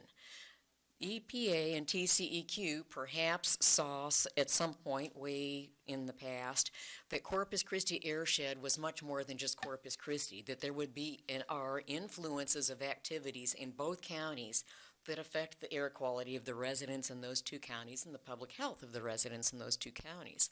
Therefore, San Patricio was wrapped into the Corpus Christi urban airshed. Corpus Christi has 2 regulatory monitors. Those are signified by the blue dots there on your map. Should either one of those monitors go into a 3-year average that exceeds, that is at 70 or more parts per billion, then all of this yellow and orange shaded area falls into what's considered to be non-attainment of air quality standards. So when we look at, well, we've got a lot of activity taking place in San Patricio County, that's them, this is Corpus Christi. That's really a fallacy on a couple of areas. Number one, San Pat is part of our airshed, and number two, we don't have a wall between San Patricio and Corpus Christi. Whatever happens there and affects the air quality, it's eventually going to affect us and vice versa. Before you move on, can you go back to that map? Yeah. on Violet out there, they have a new fractionator. Yes. So Yes. how is that going to affect this? Well, it can affect it because fractionators are very large producers of volatile organic compounds, or VOCs, which is an ozone precursor. Now, you can, and this is one thing, and I'll be visiting with you about this a bit, very premature in our efforts right now, but we're working with our regional San Patricio and Corpus Christi Economic Development Corporations and providing them with guidelines and manuals and lists that we are compiling to encourage, if you're going to cite or work with an industry that is considered to be a major source, which means they're producing more than 100 tons per year of either NOx or VOCs, we want you to require them to go above and beyond the best available control technologies that their air permit is requiring, go above and beyond, install different processes or protocols or programs to try to offset some of these emissions you're bringing in. So like, for example, in our abatement agreements, we could make that a requirement. Absolutely you can. I mean, they're coming to you because you look good. You look good because you've worked voluntarily for almost 20 years plus to keep your air clean. You know, we've all sweat and worked hard to be where we are right now. We don't want to sacrifice that. You're taking advantage of our hard work. You're probably going to ask for some tax abatements and all the other things they typically ask for. They're coming to the table with a lot, and I'm hoping this presentation and some information I'm bringing to you will help y'all understand, and we're hoping it will help the EDC people understand. You've got a lot of great things that you're bringing to the table, too. You're bringing attainment, you're bringing clean air, you're bringing permitting, and trying to get a project done issues that can go from manageable to almost impossible. So you're bringing a lot to the table, too.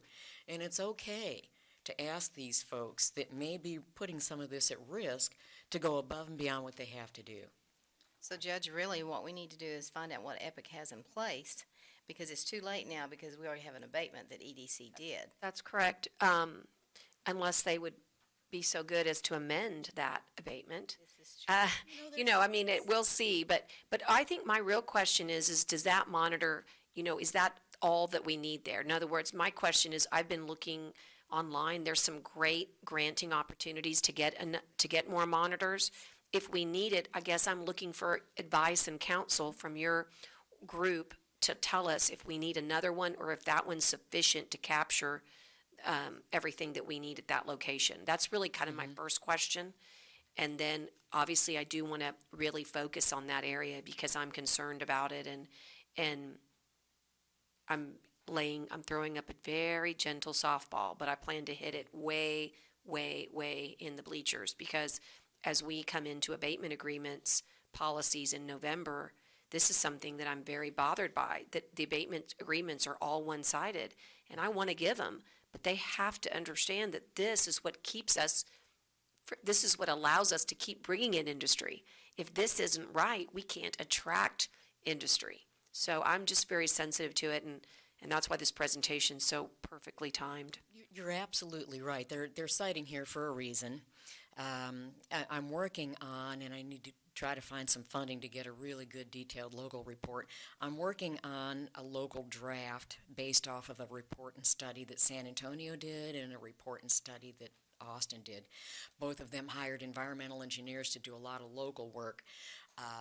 But they basically, they've got fabulous reports. Both of them generated. Austin's was done in 2015 and San Antonio's was done in 2017. San Antonio since then has sadly gone into non-attainment. Now they're living with this what-if report. The cost estimate per year that was generated by Austin was in the billions of dollars per year that it's going to cost that city and the people that need to comply with these new standards and issues, over $1 billion a year. San Antonio was right under $1 billion a year. Now we are very different. We've got a little bit more of an industrial base than they do. They have a lot more cars on the road contributing to their issue than we do, and congestion issues. But when you look at the numbers in the study that those two cities generated, I would be very comfortable in saying we're looking at a minimum of $25 million a year, at least, compared to what they're doing in their studies, and we're working to get a study done for our area that will address that more specifically. But those industries are citing here because of that number. They don't have to play in that billion-dollar-a-year game with all the extra permitting and all the extra controls and all the extra issues. That's why we look so interesting. So, to answer your question, it's a little bit complicated. But if you look on this slide, you've got 3 red triangles, all 3 of which were research monitors that were run by Texas A&M Kingsville in our airshed that tracked transported pollutions, where things were, etc. When the legislature canceled the funding out of the last session, not this most current session, but the one before that, those 3 research monitors went away. So we don't have them anymore. But you can solicit funding to get research monitors back out there. And I stress research monitors because when we've gotten funding for research monitors before, we've always had to make very clear to the regulatory authorities as well as our stakeholders, these aren't regulatory monitors, don't hold these numbers against us, but we want to monitor right here to determine that we've got transport issues that are bothering us, or we've got a community emitter here that we're trying to keep an eye on. But it's very possible to reinstate research monitors. You need to get the funding for them. The funding that we were carrying to support these 3 red triangle monitors that you're looking at now is $100,000 a year. So that gives you an approximate budget of what you're looking at to run, calibrate, and report data on a couple of research monitors. Okay, so Gretchen, we don't have those up then, right? No, we do not. We lost the funding. Okay. We no longer So have research we need to monitors. do that. Okay, that helps. Okay. Okay, this we've already visited about a little bit. Here's where we are on our current 3-year trending. Because it's 3-year trending, I'm showing you 3 years worth of current and potential data that will be our 3-year rolling average that we're living with right now. It's got your 4th high to date in the last box there. Both monitors, since we closed out 2018 with the same number, would need to have a 4th high of less than 88 parts per billion in this running year of 2019 in order for us to remain in compliance of ozone standards. We're coming up on the end of ozone season. We probably have about a month of sketchy times yet, but the heat, the doldrums are kind of getting behind us. Those are the kind of cooking conditions that really make ozone. So we're probably going to be okay this year, but you just never know when a weird weather pattern or something's going to happen that can throw you off. But that's where we are so far and what we're looking at right now in compliance and to remain in compliance for ozone standards.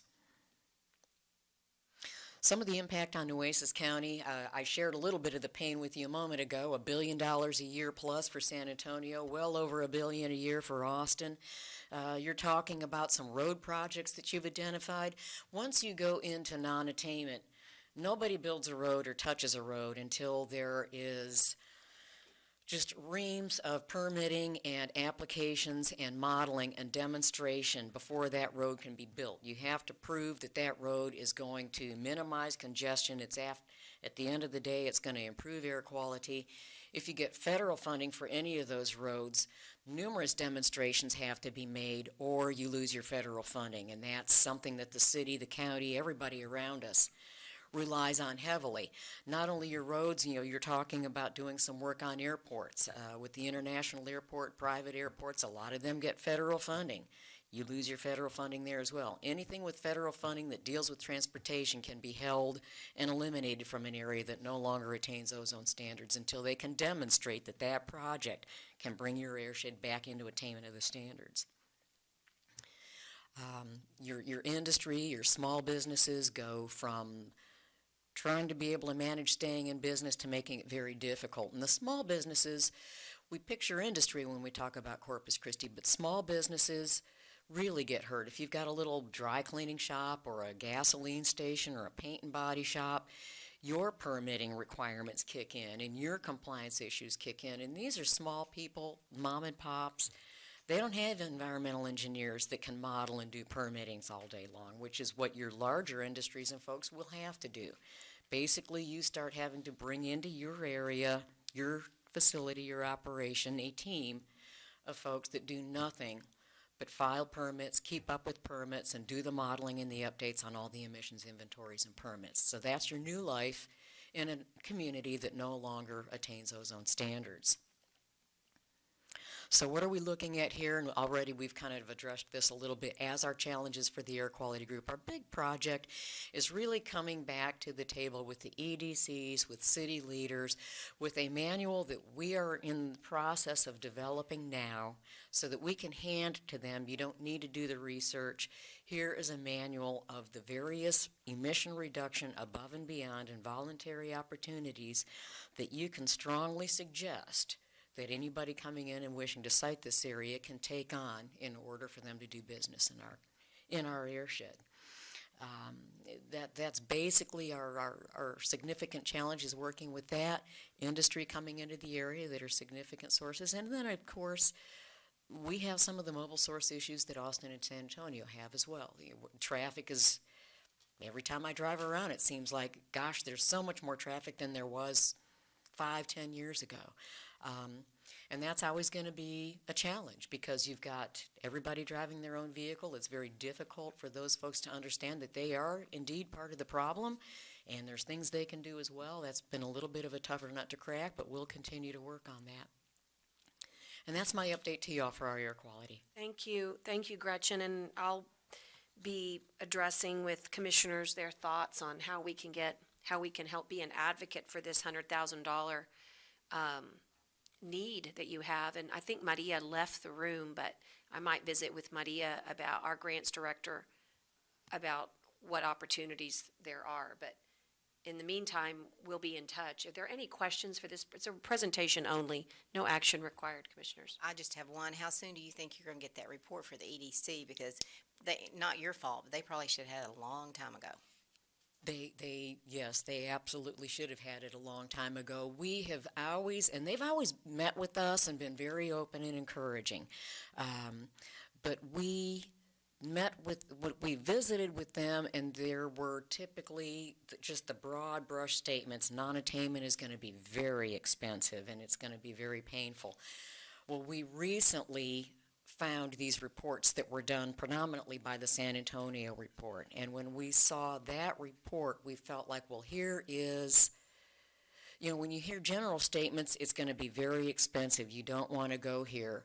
It's not to say anything ill of them. I think we all kind of felt like, yeah, it's going to hurt. Maybe, but once you saw that report, and that huge number, I think we have some real tools to go to them now.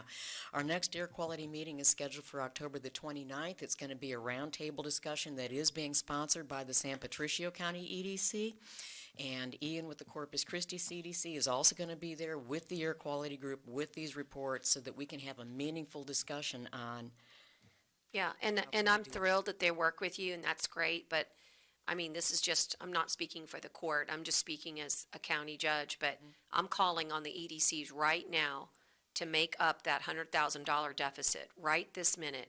That is completely the best investment you can make to attract industry to our arena. And the fact that they haven't thought about it on their own is why, I guess, Brent, I might have to ask you, can I go to the next one, or you can go, but if you can go anytime you want. You can share that message. You can go anytime Okay. you want, Judge. Well, I appreciate you all, being there, but do you mind sharing that message? Because honestly, they stand to lose tens of millions of dollars. Absolutely. And, she needs $100,000 from 2 counties. That's $50,000 each per county. That is just crazy. Can you just get me a little brief summary? We actually have a meeting Thursday morning that I can bring that up under new business. So if you could get me a little just bullet points, and that'd be great. I'll be glad to do that. Thank you. Happy to do that too. Look, we're happy to, Commissioner Modis has brought up a good point. If they think that proportion is not accurate because of population, then by all means, make it 66,000 for us and 33,000 for them. I'm going to bring it up and say that you've asked to do that, and the court concurs. And if you'll just get me that, I'll present it Thursday morning. Okay. Okay, super. That's tomorrow, by the way. So I need it. Yeah. It means tomorrow, Thursday morning, just so you know. No pressure, but. Yeah, right. We do have I've got a proposal. I came to you all about a year ago when we were we were like, oh, we don't think we're going to get funded. We're not clear as to what happened. Corpus Christi was not alone here. There's 6 or 7 near non-attainment communities in the state of Texas, of which we're one. And the legislature had always funded about $6 million to be divided population-based between those communities to do non-attainment study and emission reduction programs that those monitors were included in. And the governor just vetoed all of the funding and felt like it could be done on a local level. And since then, we've done a good job of educating the governor that, well, actually, we really can't fund it all on a local level. Some funding was reinstated in this most recent session, but it was all, basically the only thing that funding will fund is modeling and some other research studies, which basically just goes back to TCEQ. Okay, thank you. Thank you so much, Gretchen. Thank you all. Thank you. Thank you. Okay, at this time, we're going to move to Peter. You've been very patient. Welcome, Peter Collins. He's the CIO for the city of Corpus Christi, but I kind of know him as the Metrocom guru, the Metrocom czar. Judge, I kind of know him as the guy who saved a life, so, I mean, What? congratulations. Tell us. Well, Peter? he was on TV for saving a person's Oh, life at a restaurant that he was at, a yes. local restaurant, so The Heimlich thank you for group. that, yeah. Yes, forgive me. I did hear about this. Listen, it's incredible. I mean, being in the right place at the right time with the right skill set. Yes. Wonderful. Yes, I do contribute to my law enforcement training. Sure. It never goes away. It's so good. That's why we Thank you have. very much. Appreciate Yeah, it. safety briefings. It's so important. Thank you, Peter. Tell us, you're going to give everybody a little bit of update on Metrocom and where we're headed. Yes, before I start, I just want to explain a couple of things about Metrocom. When we referred to Metrocom years ago, there was 2 of them, one in the county, one in the city. And each one has what's called a PSAP, Public Safety Answering Point, which is also referred to as 911. The calls that are received by the PSAP then goes to dispatch, and then the appropriate first responders are dispatched to the scene, depending on the type of emergency. So prior to 2000, the county and the city were bearing the cost of 2 complete different Metrocoms. So in the economy of scales, discussions started to happen about what happened if we would consolidate, and would there be advantages as far as sharing expense in order to improve efficiency in delivery of public safety within the county and the city, but also how can we maintain the costs and bear the costs of doing the best we possibly can for the citizens. So, in 2000, there was an interlocal agreement between the City of Corpus Christi and Nueces County, and this actually established the Consolidated Emergency Dispatch Center, which is known as Metrocom. I got to be coordinated enough to switch the slides, so. I probably do. I won't admit it. I won't deny it when I need help. Okay, so within the interlocal, there were 3 phases that were actually defined. The first phase was how do we get everybody in a co-location? How do we get our 911 lines from the county transferred into the city, which is now the Metrocom? So that work needed to be done in phase 1. Once phase 1 was completed, then it was how do we bring in county employees into becoming city employees, and what other consolidation do we actually need to do as far as bringing the group together so we can continue on in the future to deliver the service of responding to 911 calls. We've accomplished phase 1. In phase 2, we're at the tail end of phase 2, but phase 3, which was given a lot of foresight in 2000, was to establish the establishment of a combined center suitable for regional dispatch operations in a central location to be determined by the county and city. Now, this is a phase that's never been done. There's a lot of multiple different reasons why, funding, initiatives weren't followed through. So as we look at leaving phase two, there has to be discussion at some point, what would that actually look like as far as a combined emergency center? In Austin, I built the combined emergency center in the year 2000 to 2002, 80,000 square foot, all at dispatch and Office of Emergency Management, our EOC, everything's in one spot. So, And you're being super humble. This is like the gold standard that everybody in the state looks to, including me when I'm trying to figure out what I want the dream or the vision to look like. And so to have Peter here in Corpus Christi and have had that personal touch and knowledge in that design and implementation of the Fusion Center, which is what it's referred to, is incredible. So you're very, very humble, but I got to let people know that is a big deal in Austin. no, It's a big, big deal. it was huge at the time because oddly today, 9/11, is we were already moving towards interoperability. The problem in public safety with the radio systems is with dispatching the silos. And then you expect everybody to share information when there's a critical incident. It doesn't make sense. You needed to change the culture and put everybody in the same spot, which we've taken those steps, but also create the synergy with other agencies. We had the state within the combined center. We had Capital Metro, our bus system. And folks would say, well, what do you want the bus system there? Massive evacuation coordination. When we received the Katrina survivors from New Orleans, we received about 6,000. Capital Metro played a critical role in the coordination of transporting from the airport to the convention center. TxDOT, all their cameras on the highways, how we manage different critical accidents, the proactiveness of seeing an accident, being able to dispatch, and it just goes on and on and on. The benefits that you gain from such a facility. So it's just not the law enforcement side. There's other agencies that can be housed there that can help share in the cost, but also do their daily operation, build the relationships for interoperability.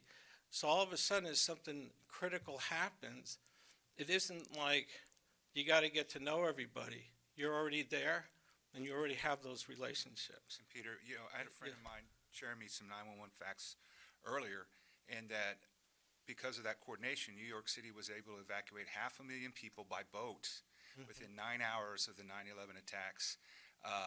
That was the largest mass evacuation, maritime evacuation ever in history. Dunkirk which is a big movie and a lot of history is known about that, was 300,000, and that was done over, I think, 9 days, and this was 9 hours. And so when you talk about coordination, obviously, God forbid that we or anyone else in this country have to deal with that, but you're absolutely right about having mass transit on board. Thank you. Yes. So as we move forward, how is it managed, MetroCom? Bless you. How it's managed is there's the System Operation Committee. There's 7 members on this committee. You have the sheriff, you have the chief of police, the fire chief. There's a City of Corpus Christi representative that's appointed by the city manager. Then you have the Nueces County representative that's named by the Commissioner's Court, a Regional Transportation Authority representative, and a non-city county representative elected by MetroCom. So I'm just going to lay out the cards on the table here. As far as the interlocal and as far as meetings, and I don't want to offend anybody in the past, there hasn't been a lot of consistency on following the interlocal or having timely meetings throughout the years to be really fully engaged. And I'm talking about the whole group, right? The world's different, that we need to look at how this is constructed and how we move forward, which I'll get to at the end of the presentation. But then you have, in the System Operation Committee, they actually recommend a standard set of operating procedures, SOPs, to the MetroCom board. I want to just get ahead of myself a little bit. The MetroCom board is the county judge and the city mayor. That's just 2. recommends a minimum set of standards of operations. Who breaks the tie? Who breaks the tie on that? Judge, right? Because she's the county, right? I'm just kidding. Go ahead. She gets 1.25 votes? The mayor and I just very rarely disagree. Okay. No, the truth is that this is why you're getting this presentation. We've identified some real, a real need to have a modernization of MetroCom, and that's why you're hearing from Peter everything. Because on a serious note, what if you did have a disagreement? It's very important that, you do know how to solve that. So it also recommends the standard operations and minimum staffing for the MetroCom. It recommends an operating budget to the MetroCom board, periodically evaluates the communications director and reports evaluations to the MetroCom board, and provides the long-term plan of operations and design of the center, including recommendations related to the expansion of the center, including functions of possibly other PSAPs. Well, that's the other part of a combined center is your PSAP can be, and dispatching can be for multiple areas, not just the county and the city. If other agencies want it, like Port Aransas is exposed onto obviously on the Gulf, it would be a logical placement to be part of a combined center group, because the center could be in an area that's out of harm's way in theory and built to certain requirements to ensure that you have power, because if you lose the power, you're going to lose your operations, and also the structure of the building itself. So then we come to the MetroCom board, which consists of the county judge and the mayor. The board considers the adoption of standard operation procedures and also recommends, and as recommended by the System Operation Committee, selects the person to serve as the communication director responsible for the operations of the MetroCom Center, sets the operating budget for the center, sets the cost allocation method of the center, and approves the expansion of the center to include other public safety entities. In the interlocal, the city, the police department is the administrator that does the administration over MetroCom. So then the budget, the MetroCom board shall approve all the budgets. As of 2003, everybody may be wondering, how do you do the cost allocation? In this document, it says that the cost allocation to the county is to pay 22% of the operating costs of MetroCom. That might have worked well in 2003, but now we're into 2019, then this needs to be reevaluated too, as was discussed in the last board meeting with the mayor and also with the county judge. So how do we get there? So in the last board meeting, the county judge and the mayor decided that we needed to form a MetroCom review subcommittee. The committee is made up of the sheriff, Tyner, Pat Eldridge, the chief of police, Eddie for budget for the city, and then myself, which was recommended to be the chair of the committee, and there's one more person from the county that we. I think it's, did you say Melissa already? No, I didn't. I think we put Melissa on there. Okay. As our emergency management. Is that right, Tyner? Yeah. So we have formed the committee. We're going to review all the interlocal, but all agreements, because there's a lot of history here that we need to discover to figure out what were the commitments and what other commitments we may not know about at this time. We're going to review the budget in detail, obviously the cost allocation method, and then we need to look at additional revenue sources and possibilities of how can we offset this expense for the county and for the city. And propose. And in fact, we learned at the meeting, did we not, that Yes. that the federal wireless charges that flow from the feds to the states to the COGs to the counties, the county has not received anything. And forgive me, Louise, I'm not putting you on the spot. As they say, just, listen in. But that's one of the things that I just didn't get a chance to discuss with the congressman is just a little bit of, help there interagency-wise, because there might be a good reason for it. But it could just very well be that we didn't go after the dollars. And that's just a great opportunity for us to see a source of revenue. And also, Peter, you might mention that we discussed heavily why we don't have a cash reserve fund. And that's something that we've got to build. Most of these great, counties and cities that have merged their centers together had a source of funding that they could then go borrow and do these great projects. And we don't have any reserves. And it was not an indictment. It was actually meant to have a really good baseline. If you don't know what your floor is, you'll never get to your ceiling. So we're going to do an audit so that we know, okay, money has this source of revenue, and, the money received has this sourcing of revenue. And then we're going to systematically understand, is there any possibility for upward mobility in any of them? And then I was the one that brought up, if 22% is not appropriate, then we need to pay our fair share. So what's good for the goose is good for the gander. We firmly believe that if we're going to ask for more responsibility, we also need to live up to that. So I want to thank you for that leadership in saying, you're right, that's a good process, and it's a good way to tackle it. I don't know where else we can find money, but I believe that the state has a real vested interest in these types of fusion centers, so maybe our state partners. But it's good for the federal partners to hear it too, because it has a lot of implications for other agencies when called upon. When we did the combined center with the multiple agencies, we were able to obtain grants, teaming up with the county and the city, because when you speak with one voice, you have more leverage, and you're not competing with each other for the same dollars. So there's a lot of benefits from partnerships, and that's what they're all about, is partnerships. Once we finish reviewing the number of different items, we'll make a recommendation to the MetroCom board. So what have we done so far since the meeting? I've met with the sheriff, Tyner, the police chief, Pat, Eddie. And I just met one-on-one because I want to hear the issues and concerns and understand multiple different viewpoints of how do you see MetroCom today? What are your concerns about it? What do you see it in the future?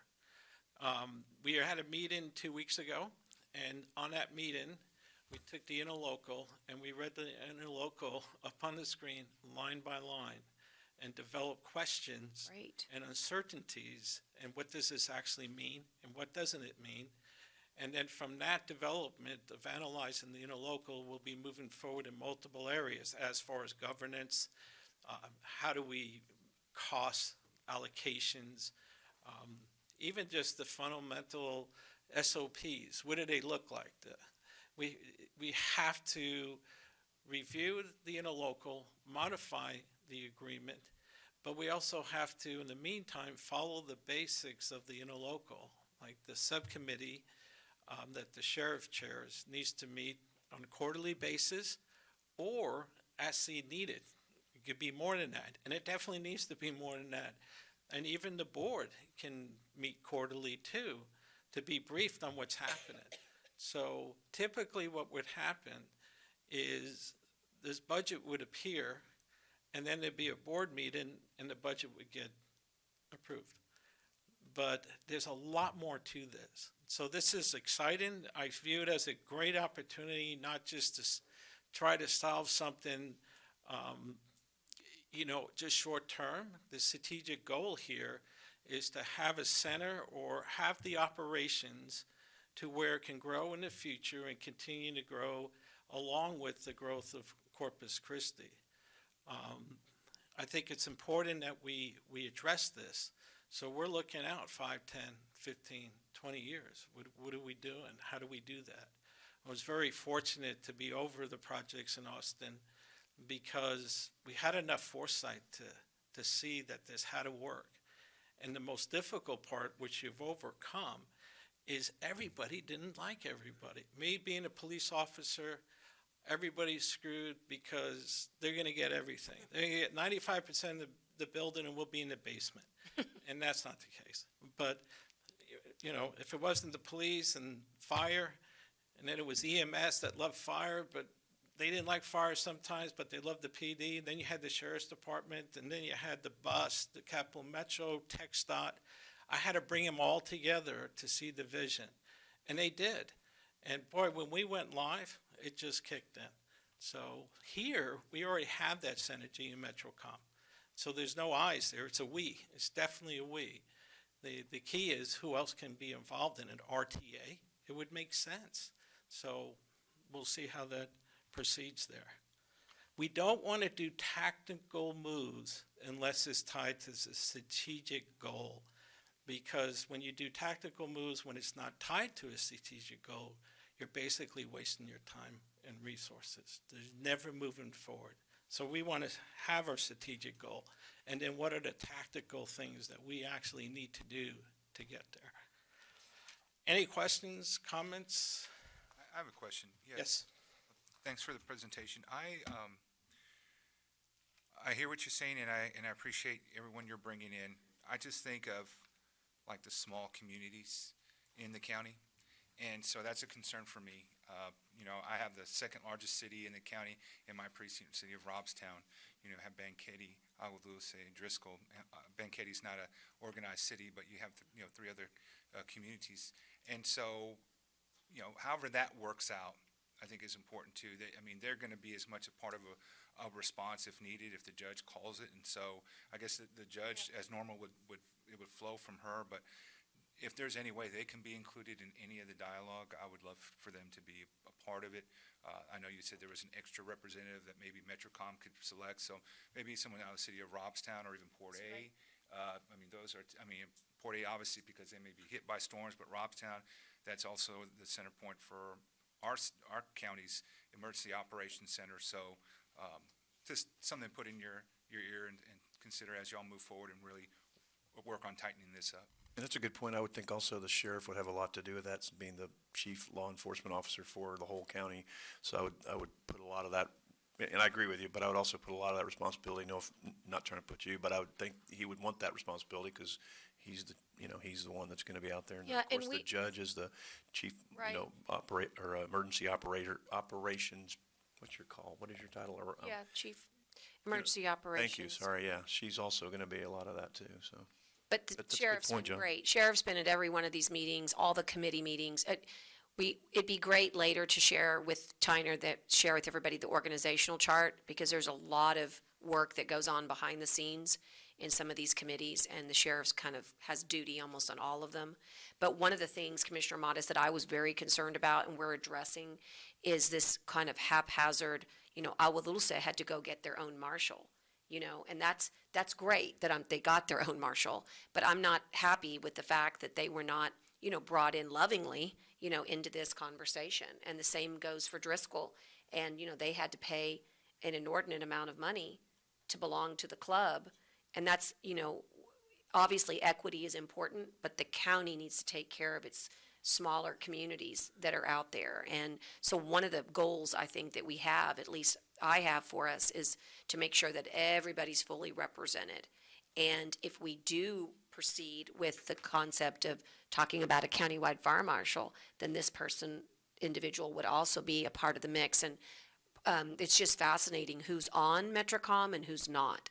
And so there's, for example, at one point, Agua Dulce was not on, and Driscoll was not on, now they're on. But you just bring up a great point, and it needs to be addressed fully. And I'm not sure we've addressed everybody yet, so I need to make certain that as we grow, that MetroCom grows with everybody, because the whole concept is that everybody communicate with each other, right? That's the whole FirstNet type of, and you might just want to mention, because it's really great, based on, this is kind of a little variation on the overall theme, but as to the radios themselves, I've been working closely with Peter and the city of Corpus Christi. They've been working closely with Daily Wells, and Daily Wells is the company that we've gone to help modernize and update our towers. And also, they've really been very good to work with as far as allowing for different financing options, because these radios will be updated and modernized 2019, and they're all going to happen at once. I thought in my mind that we were going to see a phased operation, but we're not. We're really going to see, it only works if you make them all work at the same time. So the upgrades are absolutely key, and part of Metrocom's, a piece of Metrocom is this, call it technology upgrade. So really super work on that. Exactly, and the thing is today, it's about relationships. Yeah. And I've been up to Robstown, met with the chief and fire department, discussing the radios side of the project that's going on.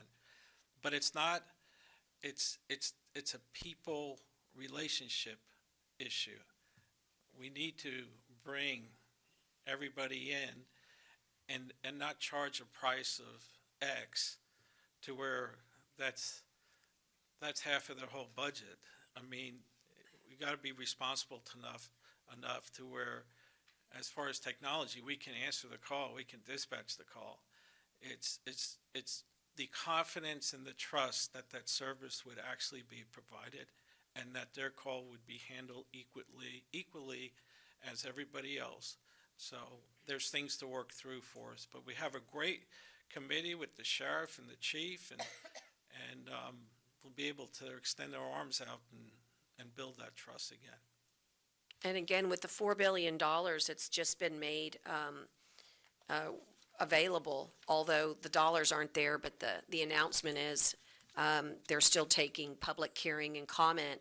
But on the $4 billion worth of resiliency dollars coming out of HUD, and I actually just had to look it up on my phone because I wanted to make sure I articulate it correctly, but when I was in D.C., I made the suggestion to the Office of Intergovernmental Affairs that we, Coastal Bend, through the coalition or consortium, if you will, of all the good people you just mentioned, become the Coastal Bend's or Coastal Texas's Hurricane Shelter and Command Response Center for the good of the nation. And I really do believe that we are perfectly and most ably suited for this. I think that we could work very well with TDM.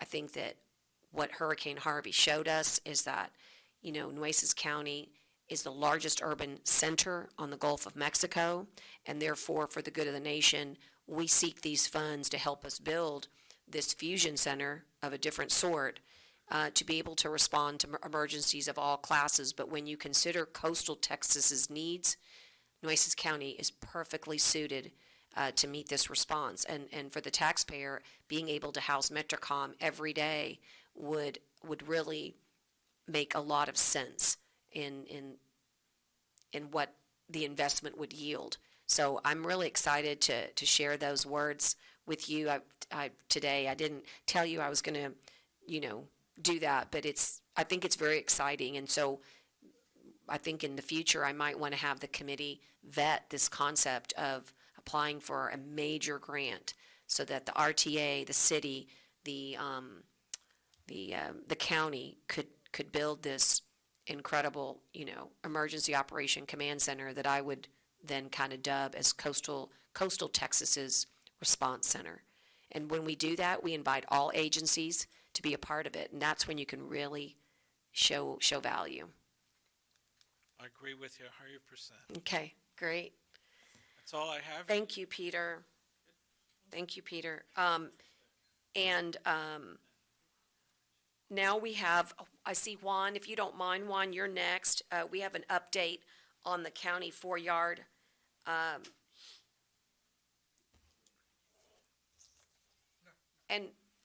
And just in fairness, I want to talk about this issue, Juan, and then it may come up again on a September 25th because Commissioner Gonzalez is out, and I know he took a lead on this project with you, with Public Works, so we may want to give him a chance to answer on the next agenda as well. But for right now, give us an update and let us ask you a few questions. Okay. Judge, Commissioner. Whose Yes. precinct is this in? Precinct 2. It's in precinct 2? Okay. We found some paperwork that's precinct 4. That's what I thought. I saw something 4 and I was like, really? So is it both? Do you have a little bit of both? Yes, ma'am. Okay. And I can send that to y'all. It's a copy of something that was. Well, then, guess what? You're on. Right, I mean, I'm just, I'm kind of need to, It says precinct 2, it says precinct 4. Okay. But maybe there's something, what's the address of it again? it's on Bush. 56. 5655 Bush Road. Someone go, Connor, can you see if someone can figure that out while he's talking? Yeah, I did, yeah, let me go see what I can find I out. wish I could tell you I knew every street and address in my precinct, but I don't, so go ahead. I know where my house is. Good morning. Good morning. Just to kind of give you an update, the building and the concrete has been pretty much erected, and, well, it's been poured and erected. The building, the shell is pretty much kind of complete. There are some lackings of some windows. We need to get with the contractor to determine where those windows are at, so that they can finish out and install them. There are some trim work that still needs to be done, and also some door locks that need to be completed. There are also some other stuff that needs to be done in regards to the building. One thing is that during the construction of the building, there were some initial plumbing, which is, I think it was for the sewer line. But there's some water lines and electrical conduit stub outs that were not in place, and we'll probably have to come back and put those at a later date. Another thing is, we do have an architect on board. The architect has been on board. However, some of the existing conditions of the building right now. So the architect has provided us a layout of the existing conditions of the building, and we're going to go ahead and modify the layout based on the existing conditions of the building and hire contractors to make sure that they put in the water line and the sewer line based on the new layout. A site plan will be completed. I know the building got located from one location to another. We did request that, Commissioner. We did request for the building to be located in that location.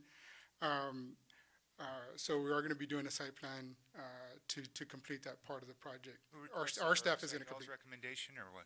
Sir? Who requested the move, or what was? The request, the relocation was initially adjacent to the existing building. Who requested? We requested it, Public Works. Yourself? Yes, because when they were going to pour. Location? Sir? Previous location? The previous location was going to be adjacent to an existing building, and it was going to encroach into a driveway that was going to be going into. Same area? Yes, sir, same area, different location.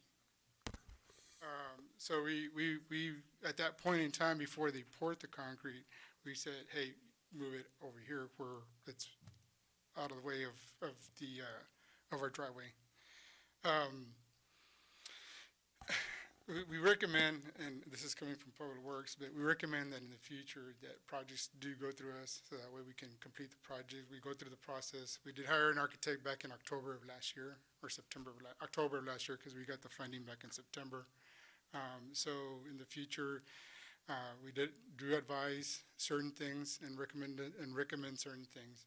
What, I don't know, you're smiling, I don't know what that means. Well, what I'm saying is, to go through the process of. You didn't go through the process? I don't know. Well, he's being kind. Can I say something? Yes, The reason Kinda it's not on following. the agenda is I asked for it to be put on here because I remember going out and looking at that building. I can't believe we had our employees out there. And so my question to you, because it sounds to me, from what I'm seeing, and this is not how I thought it was going to happen, I thought you were going to be heading that and that you would be doing, and I do not understand in my mind why any commissioner, and I'll say it when he gets back, would take this upon themselves. That would be like me going out and saying, okay, let's get rid of Hilltop, but I want to be the one that's going to head this up and tell them what to do. We are not engineers other than the judge. We're not engineers. We shouldn't be doing that, and I believe that puts you in a very, very bad spot. That is your building with your employees in it, and I do not understand why he did that. And you should go look at it. I went yesterday. It looks like a matchbox. My question to you is, how big was that building supposed to be? Initially, Commissioner, we had gotten a layout for like 700 square feet, which Yeah. pretty much, it's like you're in a sardine. It is. I mean, I hate to say this, but right now, the building is about close to 1,000 square feet. I know initially I told you 1,200 square Yeah. feet, but looking at the measurements, you're about 1,000 square feet. It doesn't even look that big. And so you paid around $10,000, right, for an architect? We paid a little bit over $10,000 for an architect. Did we follow those plans? Then why did we pay the money for it? We paid the money because the plans were already complete, and we have to pay the architect. Yeah, I know that, but I'm saying, why didn't we follow those plans? Because someone took it away from you, and you weren't able to do that. So is there no policy that says that, I mean, what did we hire him for? I'm confused. I still don't know exactly what Commissioner Gonzalez did or didn't do. I really don't understand this, but I mean, I thought every project went through Public Works and y'all ran every project. I mean, I don't tell you how to run my projects. I'm fixing to do $3.5 million or $5 million project out in Port A, and I sure as heck am not gonna get involved in it. No. So, I mean, I don't know what's going on. That, Commissioner, is actually not the truth. A lot of projects are run through, in fact, my department. Sometimes I do a lot of projects for the judge, for the different commissioners. Essentially, in the past, we didn't have Juan.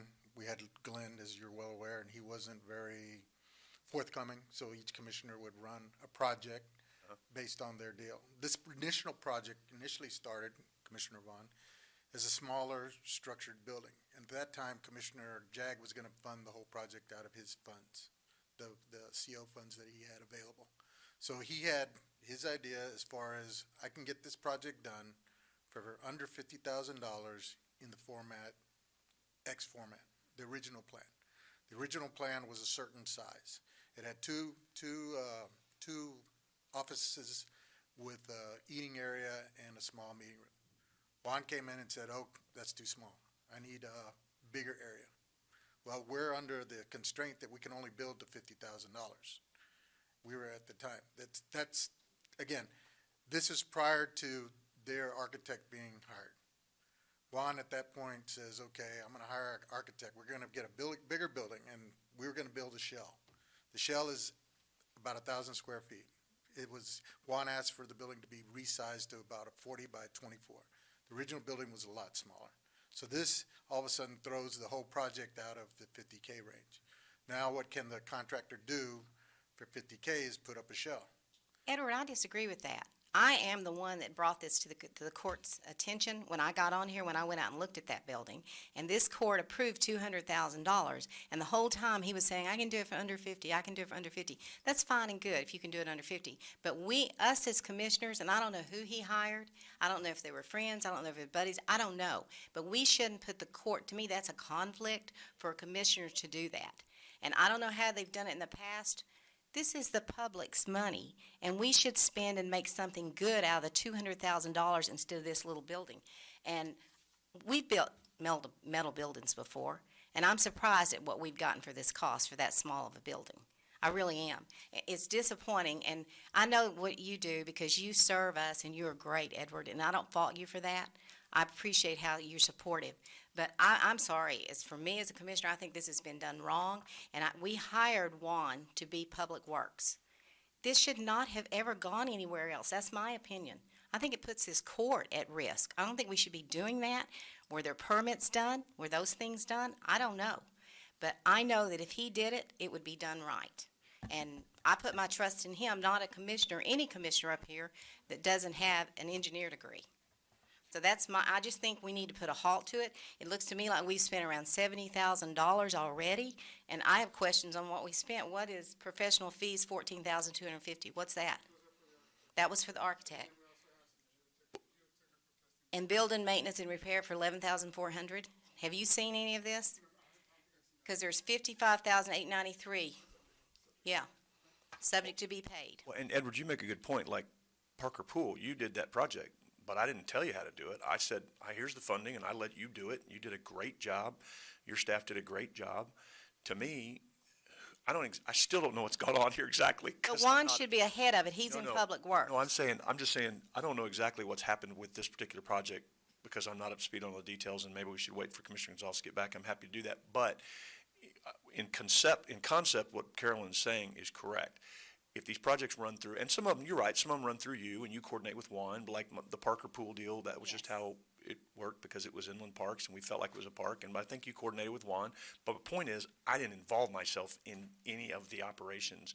I let the professionals do it. So I'm agreeing with your concept. I don't know what the details on this project are because I'm not familiar with it. Obviously, Commissioner Vaughn is more involved in this, and I appreciate her bringing this up. But I do think if we need to pass some sort of policy or something, if we don't already have one that says, hey, these projects need to go through staff, and And then you need to brief the whole court, because she's right, this was a court project, this wasn't, and I get it, there's sometimes more deference given to a precinct project if Sure. a commissioner's funding that particular project with precinct funds, but this one wasn't. This one was a court deal, because Dale found some money, because we thought it was gonna be more, and Dale found some money, and we all supported it. So to me, this ought to be one that you guys shouldn't get, this is as much for y'all as it is for us. You shouldn't be getting pressured from any of us No. on projects. It should be, bring it to the court, let's talk about it in front of the court, let's have it all out.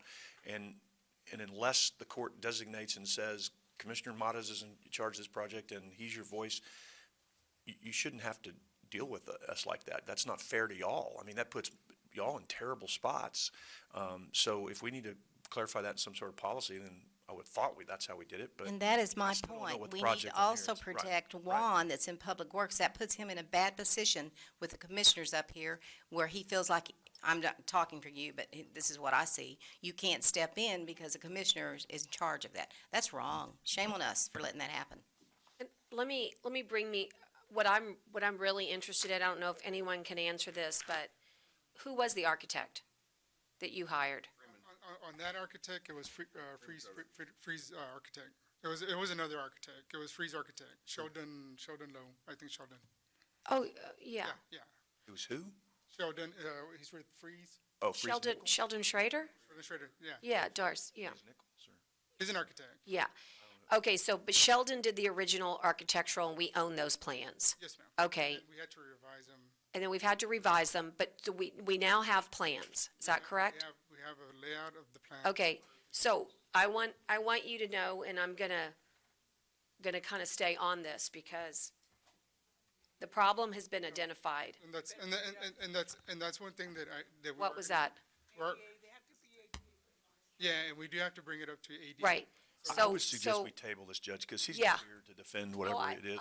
I agree, but let me just, agreed, but let me just tell Juan, so, Carolyn's, you got a great, that's a, Well, when I put it on here, I didn't realize he wasn't going to be I didn't here. either, I didn't know. right. Yeah, no, I And knew. I'd like to give him that opportunity, but here's what I want Juan by the next time is, I understand that the construction company, has several things to answer for, and I'm gonna lay them out so that everybody knows. The stub outs for water and electrical, okay? The sewer lines that are not correct, the doors, The windows are still missing. the insulation, Well, the installation, we'll talk about that. we'll have to, right, but what I'm saying to you is that we got here, yeah. So what do we need to So do this that is we a can't mess, wait? is what I want to say, is this is a mess. And I really want an action plan, and the reason that I even allowed it to continue, because Commissioner Gonzalez isn't here, is because I want you to get us an action plan on how we're gonna rectify all this with the contractor. Because the contractor also has to abide by the architectural design, and if they didn't, we need to go back to them and say, look, in other words, all of these things can be fixed, but they're all gonna cost money. And so I wanna know what you recommend after you speak with the construction contractor, and let us know how we can get back on track considering ADA. And also, I don't like to hear about this after the fact. I don't want to micromanage, but at the same time, all of these things, every time something was wrong, it should have been a red flag to the department, every single time. And now we have 10 red flags in one small arena, and as you well know, because you're living it every day, you've got a lot more fish to fry than the 4-yard. This was supposed to be and I believe it was well-intentioned, but it's gone awry, and I think it's gone awry because we didn't follow a process, and the process really needs to be put back on track, and all the best intentions aside, it's gonna cost more money. Yes, and Judge and Commissioner, Public Works are gonna bring it back to the way. Good, good, That's something that we are working on right now. good, I appreciate that, Have I our know staff you will, working on it, and we'll take care of it. right, I know you will. And just so you'll know, the contract also has terms and conditions that they follow, and basically there's there's a process in place when there are some defects. So, Public Works should be able to handle that part. And Judge, can we have a discussion on policy, on where Public Works is at when we have projects like this? Absolutely, and just so you know, I mean, and I understand, but these aren't defects, this is just like, when you don't have stub outs for water and electrical, honestly, that's a 911. Okay, I mean, not ordering insulation timely, we can get insulation ordered, okay? Installing doors in the wrong location, we could probably make do or fix that. The sewer lines and the water and the electrical, this is just, I need to know from Juan whether or not we start 100% over, because that is a major issue for me. And that's what I wanted to share with the court today, is that this is something that we need to go back. And I know that if Commissioner Gonzalez was here, he would be he would be with me on this. In other words, he would say, of course, we can't have the electrical and the sewer and the water wrong, right? That's like the essence of the building. And Judge, and that's the first thing That's what you're gonna start with. We're starting is the Yeah. water and the water and the electrical stub outs are the main But- thing. We gotta figure out how we can go through the concrete. Right, and before one more dollar is spent, We'll meet. let's bring a comprehensive plan back, and then we'll look at it together, and we'll get this right. Judge, You I'd know, like, it's probably gonna cost us more because of the mistakes. I'm sorry, it just irritates me. It probably will cost more. I'm sorry, I was just gonna say, I'd like to move to table this until the next meeting and to include a policy discussion item on this related matter that Commissioner Vaughn has brought up. Second. Thank you. Okay, thank you, Juan. I need to vote on that. All those in favor signify by saying aye. Aye. Aye. Post same sign. Okay. All right.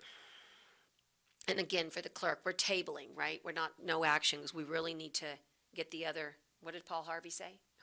The rest of the story. Right. But this is at least getting Juan what he needs to come back, so this is good.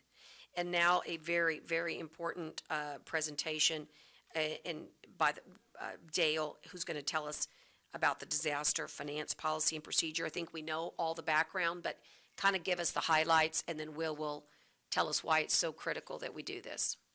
Well, luckily, we had a training from our Texas Department of Emergency Management before Hurricane Harvey. So that's how we already had this plan in general terms established. And that's how we were able to kind of fund and process our balances for Hurricane Harvey as we were able to do. We've had to go through several revisions of this. We've worked with the county attorney's office to make sure everything was correct in terms of legality and how it's to be functioned. We made sure how it coordinates and functions our office together. As we know, we're the Finance Administration Division of the EOC. I am the Finance Chief. In my division, we have different branches of how we do this through emergency with logistics, as well as procurement, as well as recovery. So what we try to do, we put this together from several issues we saw through several other counties that had these same policies. So we try to figure out how to handle the accounting division. Now, what this does is we're adding this policy to this that as soon as the county judge determines that there is a disaster, whatever the disaster is. Now, for Nueces County, our biggest disasters are normally hurricanes. But this covers all disaster possibilities, whether it's flooding, whether it's a hurricane, whether it's tornado, whether it's fire, whatever the disaster requires, that then changes us how we function through our accounting policies and how we create our policies and procedures within this, and how we then work with all the departments to be able to track their expenses and work the expenses so that we can recover as much cost as we can for whatever the balances is. Now, why this is important is we found that during Hurricane Harvey, we weren't quite 100% ready for that. Even though we had the policy, wasn't approved yet, but we were able to try to track the expenses for the departments. What I mean is inland parks, island parks, public works, they had employees that were out there doing whether using chainsaws or whatever to clear pathways, to clear roadways. And because we didn't have the thing set up correctly, we weren't able to 100% able to track their expense to the use of equipment. And what does that mean? We were able to, under the FEMA rules, to be able to recover costs that we use for equipment. For example, if we use a chainsaw to clear hurricane damage in an area, we can, that chainsaw has a usage fee to it. As long as we can track the time and with the equipment, we can recover our cost. However, because of the function that we have, there was a lot of time and equipment use for Hurricane Harvey that we were not able to track because of the waves. So what we're trying to do is create the procedures and policies as well as different timekeeping requirements, different spreadsheets, different organizational charts and log sheets that we would need to be able to first be able to get as much as we need for whether it be FEMA, whether it be insurance, whether it be state reimbursements for anything cost, and that way my staff can be able to provide the judge with the burn rate. What does burn rate mean? Burn rate for an emergency process is how fast you are running through your resources. So we need to try to determine how that is. So the policy and procedures give everyone the idea of how my staff works, the requirements that we will require from each department head that has essential employees that will be functioning here. It has different logs and monitoring sheets that we will have to maintain so that we can be able to track cost and get the reimbursement from whatever organization is that we are required to get the reimbursement for to be able to protect the finances of the county. So with that, I present the Nueces County Disaster Finance Policies and Procedures as written, and we have several things in here that deals with each department, and we submit this for your consideration and approval. I'll be glad to answer any question you might have. Yeah, I just think this is, I mean, I've been praying every day, nothing happens, because this is absolutely required, and we lost out on significant dollars by not having this policy in place. This is a really great act of emergency management for us and for our county. And that's usually the first question we have when FEMA comes in. Do you have a policy and procedures on that particular item? Right. And if you say no, they usually reject everything you put in. Right. No, I mean, this all came out of our drill, and I'm really grateful to everybody who participated because it allowed us to really see and identify the gaps. We're addressing them today. I'm going to make the motion myself. It's that important. Dale, can I ask a question? You know, I'm amazed at the things we haven't done. Was this never discussed before that we needed to do this? It was, as we know, the EOC has only been in existence for a small period of time. We've been talking with the Texas Department of Emergency Management for a while, and they came in and say, hey, we have this T600 class, which is disaster accounting class. And if you ever want to know how we handle accounting for that, I would recommend you looking into that and reviewing some of that stuff. Once I've learned the processes, I immediately called the state to get down here and get trained. We had finished our training about 6 months before Hurricane Harvey hit us. So we theoretically had this ready to go, but it wasn't at the time where it was not finalized enough because this report, because I work with logistics, I work with procurement, I had to negotiate some stuff in here with our purchasing agent, with our HR director, with legal and with risk management, because there are some stuff there.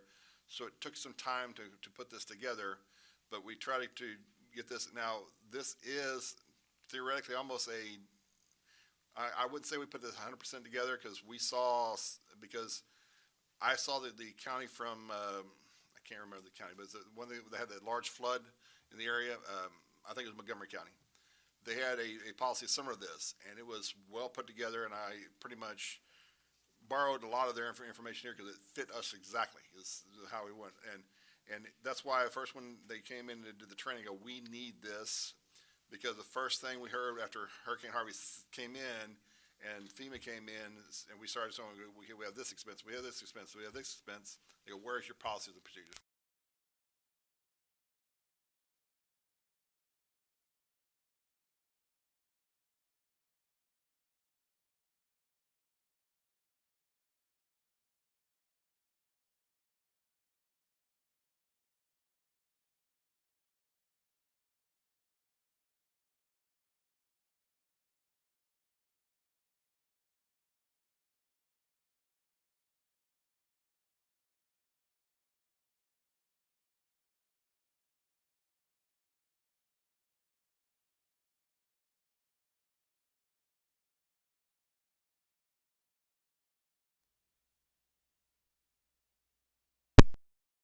Working group. We will learn exactly what it is that the base needs the most. Okay. And work with them to try to address that. Very timely that you all were talking about EOCs and your 911 joint base, Charleston, South Carolina. City of Charleston, their county there, a big Navy installation that is their Charleston Air Force Base. Under this rubric, they combined everything 18 months ago or so, and it's being very successful, and they're drawing federal funding into the effort as well as their local funding. Right. That's one example. You could also be looking at things like waste management, which City of Abilene is doing for Dyess Air Force Base. Wastewater management, which Lowndes County, Georgia is doing for Moody Air Force Base. There is a whole host of things that fit under the concept of installation support services. And basically what the law says is anything you do for yourself now, You can do for them. you can do for them. And just to remind the court, while it's so fitting, isn't it, September 11th, and just the whole concept of supporting our military and our first responders, the idea here is that we will strengthen mission here at our Naval Air Station. Right. That protects us against a BRAC if that ever were to come around again, or some sort of defense cuts. Strengthening mission and resiliency is key. Makes you more competitive for mission growth. Right. In fact, we actually asked that yesterday. We said, we're open for business. We want mission growth here at CCAD and at NAS. But most, I guess a third piece of this is to tell this court, there's also a revenue stream for a county in this regard that we're going to explore. That's kind of one of the perks, isn't it, as well? Correct. As I said when I gave the presentation a few weeks ago, this is partnership that pays for itself. You recover all of your direct and indirect costs in providing these services. Right. So that basically becomes very similar to the reimbursable type of revenue that you see with grants and the like. And you've got new revenue coming into your general fund that you didn't have before. Right. That's just the big perk. Well, I know that as you engage with Captain Jason, I know I've got a good man in Edward to help bring back information, but I'm going to open this up to all commissioners, anyone interested in this exciting new endeavor. I can tell you the city of Corpus Christi is probably going to be calling you too, because they said, well, we can do things too. I said, you can. That's wonderful. I know that they would welcome. City is better suited for certain needs, and the county's going to be better suited for other needs. So it's not just one entity that can be involved. Right, and what we're setting up in San Antonio, that agreement, historic agreement, by the way, which is the first time this type of a blanket has ever been put together, will be signed on the 25th of September. Yeah, it's exciting. That plus the Army's Joint Command in Austin. I mean, it's a good time for Texas, but It is. yesterday the governor's office told Mr. Balaki how many, I think it's $84 million the state of Texas has invested over the past few years in its military installations, and we're just very, very proud of that. So it's $1 billion economic impact to our community that these military installations bring. So I have multiple missions in seeing you do your work. One is strengthen mission, strengthen our economy, and most importantly, strengthen the fiscal health of our counties by adding new sources of revenue. So if any commissioner is interested in getting involved, I don't have the license for this. You just need to talk to Edward. He can put you on these meetings, and I actually am going to encourage involvement, because there's something really wonderful about this is the way we can serve. Thank you, Steve. If there are no further, any questions? It's John? a great opportunity. I'm sold. It's a great opportunity. Thank I'm you. sold on Steve's qualifications, Mr. Bonner. I appreciate you putting in, because obviously you're one of the lead experts in the country on this, and so I think it is important to build up our strength with our partnership that we have, and just fighting any future BRAC or just showing the efficiency overall of the mission here locally is very important. I did share with Mr. Bonner earlier my concern about Bacon Davis, how that is not a part of the IGSA process, and to me that's important. So I know that we talked about, or you mentioned in your previous presentation, we talked, and it was listed that the prevailing wage rate, Bacon Davis, is not part of this. That, to me, that's not going to be a deal killer. I just hope we can have more discussion about it, since you're just going to be coming on to help with the purposes of developing it. So we don't have to work that out here right now. That's something I will get with you at a later date or by phone that we can just discuss more. Very simply, what the law says is that local wage rates prevail. So if you already use Davis-Bacon and Service Contract Act wage rates in your contracts, you know, in paying your own employees, then that's what applies. Good, good. Thank you. That's great. Okay, Luis, if you don't mind being a good messenger, I just think Congressman Cloud would be really pleased to hear about this.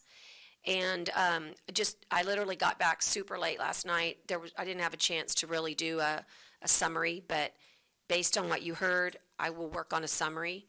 But I do want the two of you to connect, because I think this is honestly worthy of a tweet. And I'll be in DC Monday and Tuesday of next week. If you don't mind, please touch base with our congressman. I know that this is going to be an important endeavor for the whole district. So, okay, thank you so much. All those in favor signify by saying aye. Aye. Aye. Post same sign. Thank you. Okay. This is an easement, Tyner, between Block A, Lot 1, Block 1, and Manchester Place subdivision. This is in precinct number 1, Commissioners Vaughn's precinct. Do you want to lead, or would you like? I thought Juan Commissioner. was going to be here. Is he not going to do this? Okay, we can skip it and come back. Someone call him. Let me skip it. Let's go to the discuss and consider. I saw Julie. Did I see Julie? Homer's here for this one. Oh, okay. Hi, Homer. Come on up. Discuss and consider creation and unfreeze of a full-time mental health counselor position, juvenile department. Judge, Commissioners, thank you. Dr. Claudia Schmidt Economopoulos he's our mental health coordinator. She'll be introducing this agenda item. Wonderful. Thank you. Welcome, Doctor. Afternoon, Judge Canales and Commissioners. I'm here today to discuss and request the creation and approval of a full-time mental health counselor position. Right now, the department, we currently have one mental health counselor to provide the mental health treatment and counseling to those youth who've been diagnosed with moderate to severe mental health issues, as well as chemical dependency and also complex trauma. That particular position is currently being paid 100% through TJJD state funds. And due to our increase in our mental health needs of our juvenile probation department, we are really needing another full-time mental health counselor. That position would provide brief individual counseling as well as group counseling within our detention center, and also be of support to the current services we provide within our post-adjudication facility. Thank you so much. Quick question, not for you, but Dale, help me out. This is a position that we did not address in the budget. Correct, because this is paid through Fund 28, which is a grant from the state. We do not budget grants through normal budgeting process. Got it. Okay. So, So how is this paid for? so how do we, State, this is going to be funded through the Fund 28, which is state. right, so really all we have to do is just unfreeze is it more ministerial then at this So point? create the position and unfreeze it. I see. Well, this is a no-brainer. I mean, this is, Move, pass. yes. As they say, shout on the mountaintops. I mean, this is wonderful. All those in favor signify by saying aye. Aye. Post same sign. Thank you, and thank you for being patient this morning and waiting. The one thing I do want to say is I don't know if you and I have actually met formally, so I am so pleased to know you. If you would please leave your card with Ms. Turner from my office, we're going to have a major behavioral health press conference on the October 15th. I'd like to include this wonderful news in that press conference. Thank you. Thank you. Thank you. And should we go back to 7? Yes, 1. 1, we're going to go back to the easement issue on, in Manchester Place subdivision, it's a process for granting an easement.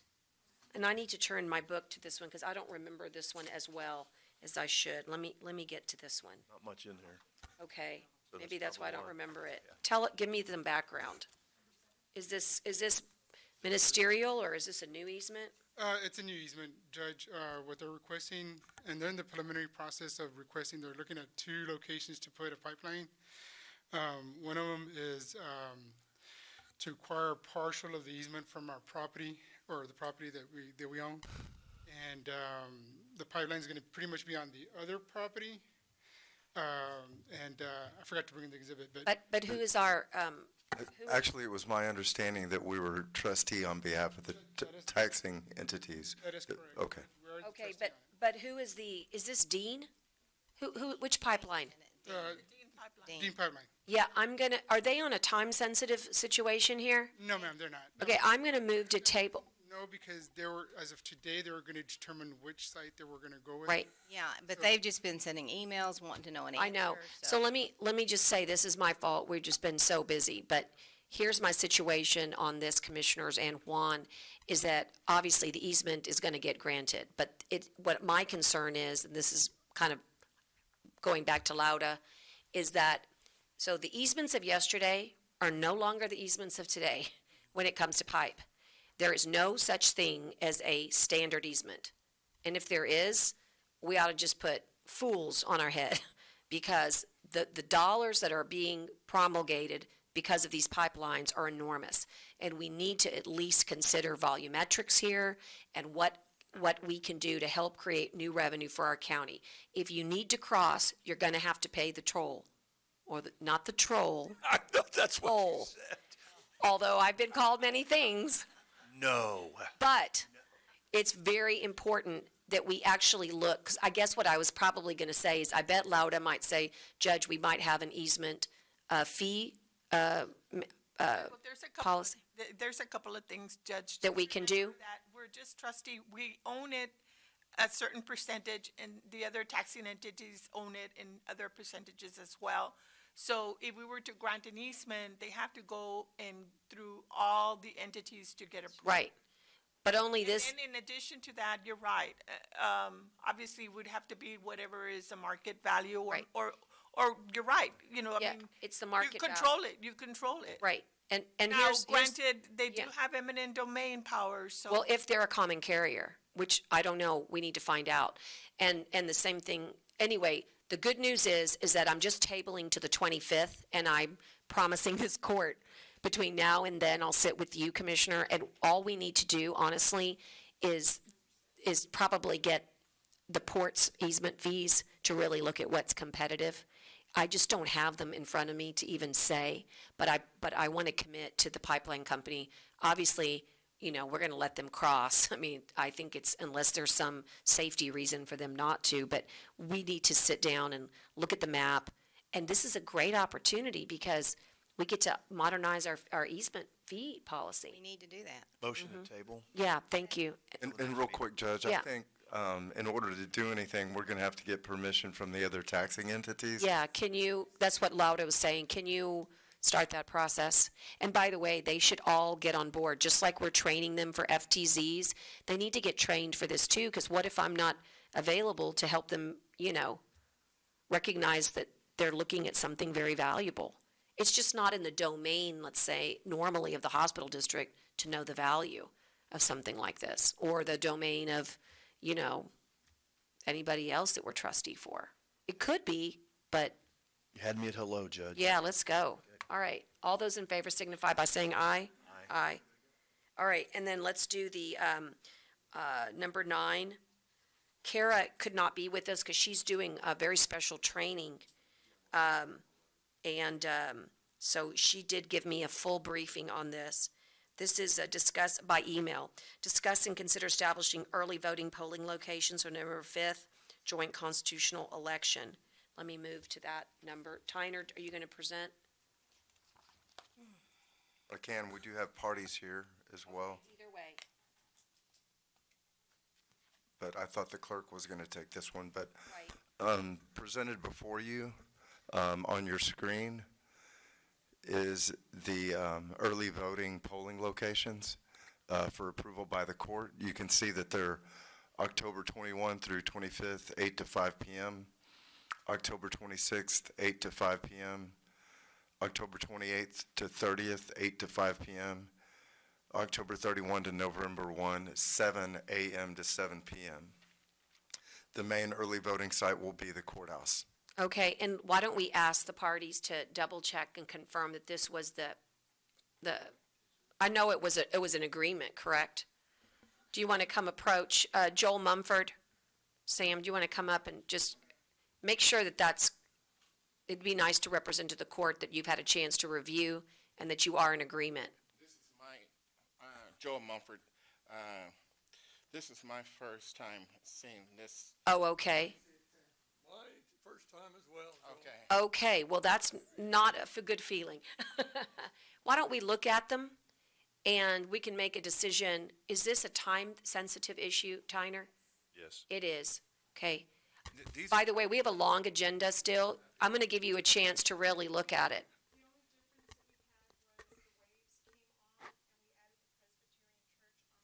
Hold on, let me look. Yeah, and unfortunately, we don't have Texas A&M as a location either for early voting, but I'm hoping we have Texas A&M for a voting site. Yeah, we do. I think we do. We've already, in fact, Joel, I've already asked the county clerk. I know we voted in the past, but That is an election day polling location. Right, and it's also an early voting site, and I've asked her to look at increasing the number of days at A&M Corpus Christi, taking, constitutional election or for a general election? but just in general terminology, period. I'd like A&M Corpus Christi to have more voting days, is what I'm saying, so. Okay, but I would like some clarification. This is all the locations for early voting, right, guys? Okay, so this is all we have. And the change that you have is Island Presbyterian changed from Waves to Island Presbyterian? Yes. So Waves is Schlitterbahn. Yes. Okay, for those of you that don't know Waves. So we're removing Waves. Port Aransas. Is Port Aransas part of this early voting site or no? They have to drive to Island? They have to drive to Island Presbyterian. And again, remember, it used to be Schlitterbahn. Did we take Port Aransas? Was Port Aransas an early? Oh, you know what? It was never an early voting. Well, it was, and then the hurricane came, and I know they got knocked out for the hurricane. The community center. Yeah, the community center. We used to have one out in the western part of the county, and no, this is just Right. constitutional. Right. This is just for the Right. This is just constitutional. We're going to do a much better job. There is a proposal or a proposition on the constitutional election that's going to be really important to taxpayers, but, you know, if y'all agree to this, I mean, I think the list is fine. It's very similar to the past. I like having Island Presbyterian there. I'm happy. yeah, I mean, for constitutional, I'm good for constitutional, but, I mean, if that's okay with you guys. I think it's good. I think what I'd like I would like for y'all to go to the RTA, and I'll go with you, and let's create some opportunities to have a schedule. Her mic's off. In Agua Dulce and Banquete. I think I lost. Yeah, something. Thank you. For people in Agua Dulce and Banquete could come in, you know, to Johnny Calderon, and then people from Port Aransas could come in to Waves. I mean, transportation is everything when you're voting. And I think that we need to acknowledge that there's gaps and find a way to work to remedy that. John, Commissioner Modis, what do you think about that? Yeah, no, that's fine. I mean, I think this helps us prepare for the important primaries coming up next year and then the general election, so we can still work out all the. Right, and there'll be a lot more different sites for not that there's any less of an importance, but, yeah. But I definitely want you to reach out to the county clerk and let her know that, you know, that you were here today and that you saw them and that that's your feeling, is that we've got to, let's create a timeline so that for 2020, we know way in advance what the early voting. And let me just tell y'all, I really appreciate, ever since I've been on this court, that y'all have come in here and told us that y'all have worked with the county clerk and come up with these locations, because that really takes a lot of heat off us. So I'm saying that sincerely. I mean, we really appreciate that, because you'll find, Judge, I mean, Joel and Sam and the county clerk, they've all worked in the parties, and I'm not discounting it. There's been many people involved, but they worked really hard on those vote centers. To balance it. They worked really hard to come to an agreement, and I really appreciate y'all have always done that, and thank you, because we're gonna, unless somebody just, has some, I'm gonna just, if you've got an agreement, I'm not gonna mess with you. One clarification, did I understand you to say, Commissioner, that, I know Island, but did I understand you say that, they would add Texas A&M? And I misspoke on the constitutional ones. I apologize. I've been working with Kara since the last election to get more days at ANMCC just overall, but I don't know about this election. So I misspoke on this, and I apologize. I misspoke on On that. voting day, yes, but not early. Right. But on voting day, is that correct? Yes. Yes. Voting day for the constitutional election, I saw Texas A&M on the list. But we're in general, I've been working with county clerk to get more days, not for this one, but for A&M Corpus Christi, because I want them to have more voting days. Yes, sir. Yeah. Parties are in agreement with the list. Okay. That's very helpful. Thank you. So you're good, Joel? Sam, you're good? Okay, thank you. Do you Motion to guys, approve. okay, I need a motion and a second. Second. All those in favor signify by saying aye. Aye. Aye. Opposed, same sign.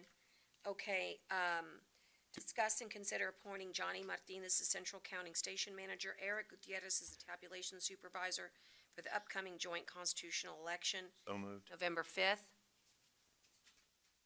So moved. Second. Okay.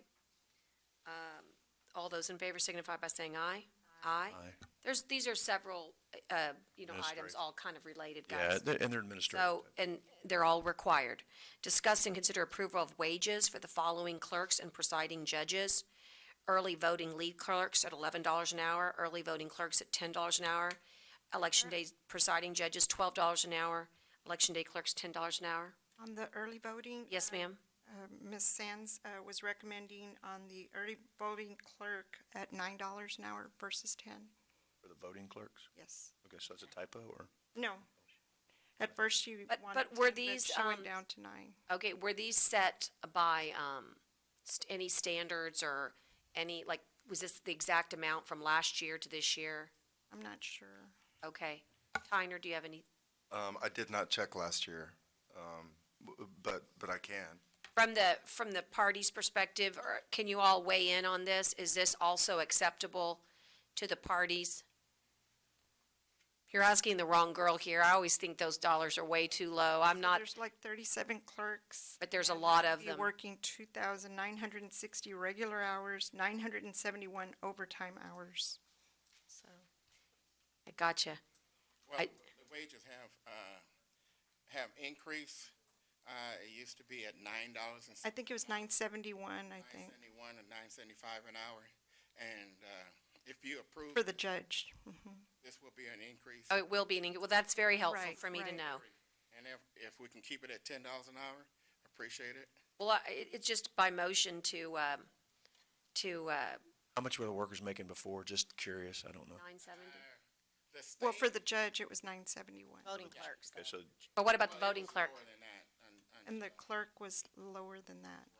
So it's. So these both, They're both, $8 an hour for the regular elections? Uh-huh. For the primary. He's speaking That's for of. the primary. Okay. so this is more than what you pay for the primary, at $9. I mean, I think, This definitely makes. election day will be $12 for the clerk, for the judge. And on election day, it'll be $10 for the clerk. But early voting, we're gonna do, for the judge, $11, and for the clerk, $9. Is this just for Early voting. constitutional. this constitutional election? That's what we're talking about? Yes. But if you adopt this, this is not for 2020. No, It's just a That's correct, constitutional. just for the right, Constitution. right. Okay, that okay? Okay. All right. But that's okay? That's okay. Okay. All right. Well, then, I've got a motion. Commissioner Chesney, Motion to to approve and a second. approve by with the change that the county clerk With the put in. change Right. that's been recommended. And, Just need to vote. We just, yeah, all those in favor signify by saying aye. Aye. Aye. Maybe it would be great to get me just the economics of it all, just sent to my office. The total? You had those good numbers that were, yeah, you got it already. Good for you. Thank you so much. All right, going on to number 10. This is, I'm sorry, 12. This is still in continuation.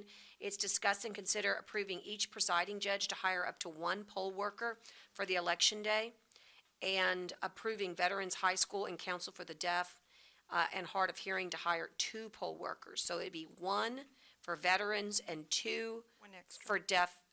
I'm sorry, this is in addition to, guys, right? One that right? extra for veterans and 1 extra for the deaf and hard of hearing. So moved. Any discussion, any We would just like clarification on, for the normal voting sites, it looks like it's the presiding judge and 1 clerk. Is that what I'm reading? It's, includes the alternate as well, is what I understand. Is that correct? So at Right. each site, we're talking about 3 people? That's the way I understand it, One yes. extra. an yes. extra. It'll be 3 at veterans and 3, and oh, wait, Understand veterans, why? there's an extra one. Right. The alternate and the worker.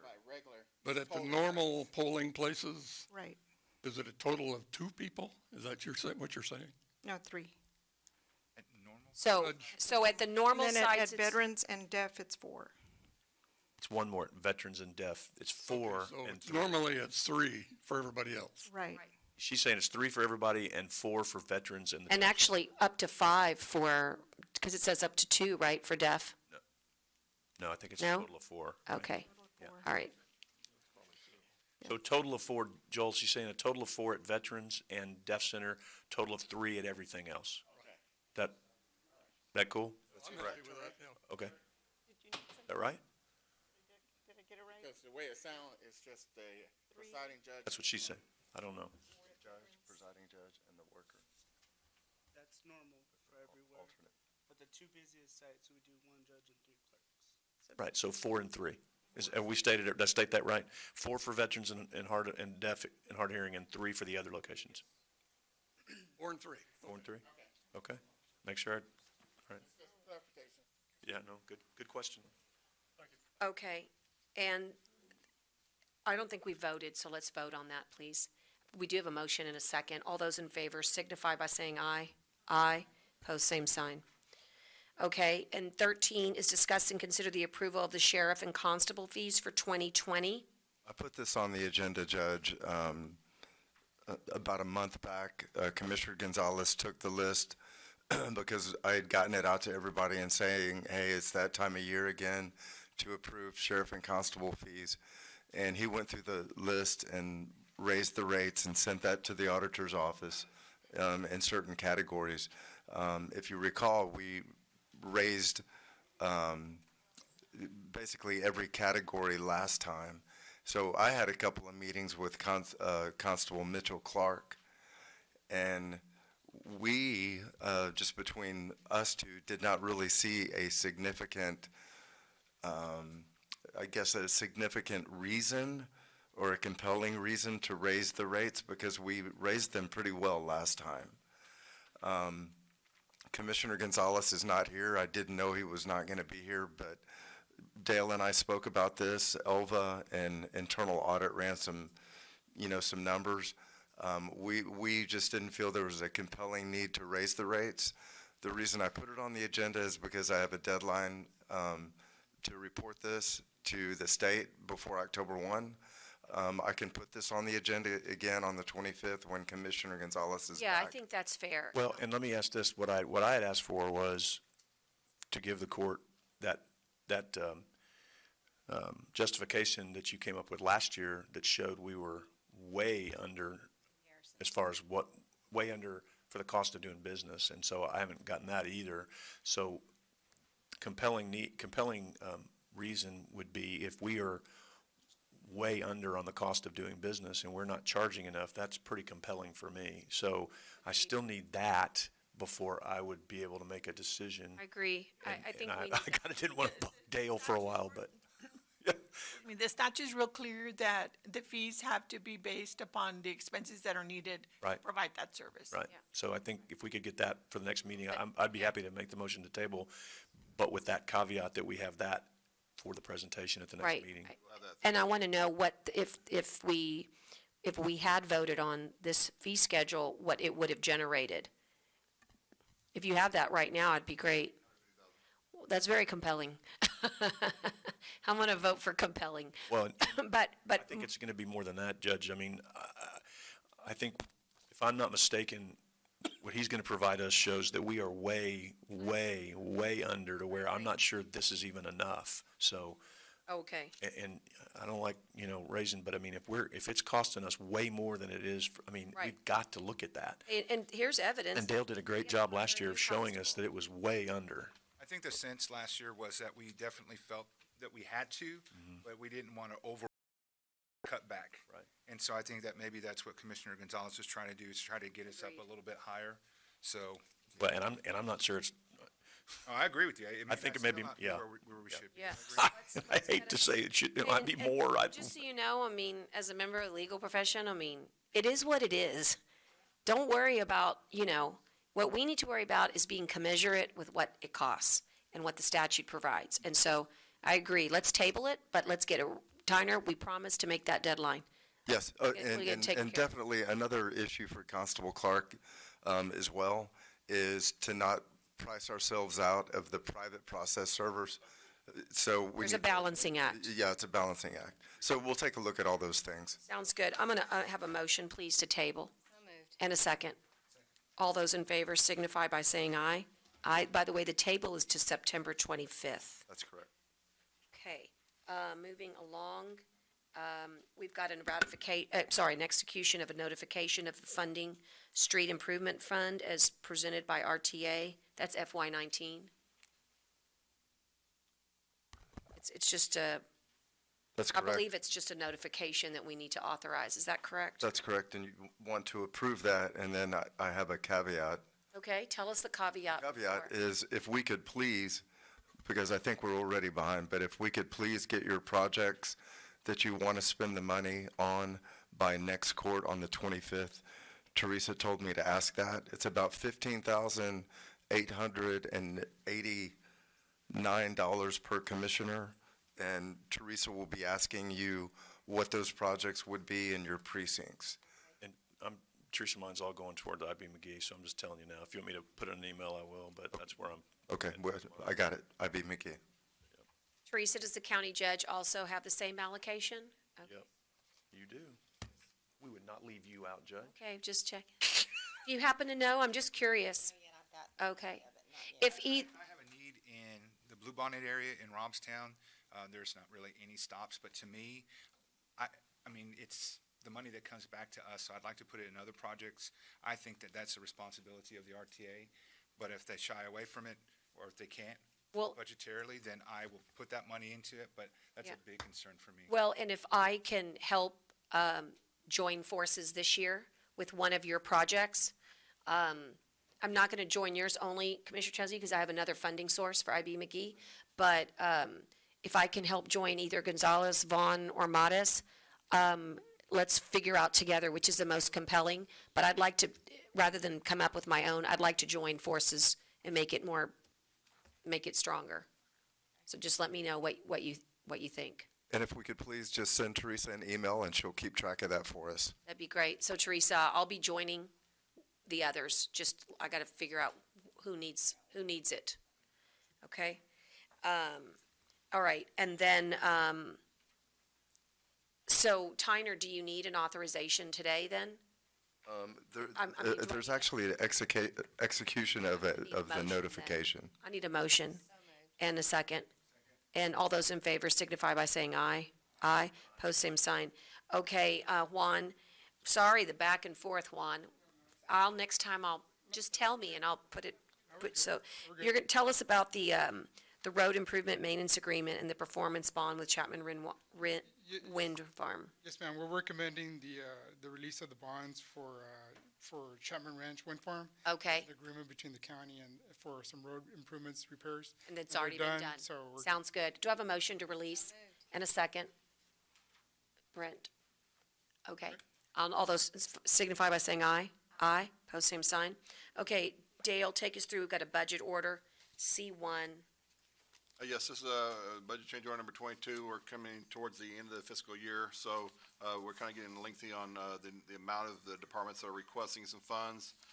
Page 1, the CSCD billing is just for postage that they need for CSCD. We're required by law to provide them that services, so that's why that is there. The remaining are routine in nature for the balances. The one that was concerning that I made sure that was there is on page 5. Okay. And we might have one to come back up for discussion because they provided us with a budget change order for $90,000 for capital outlay. I believe this is 2 pieces of equipment.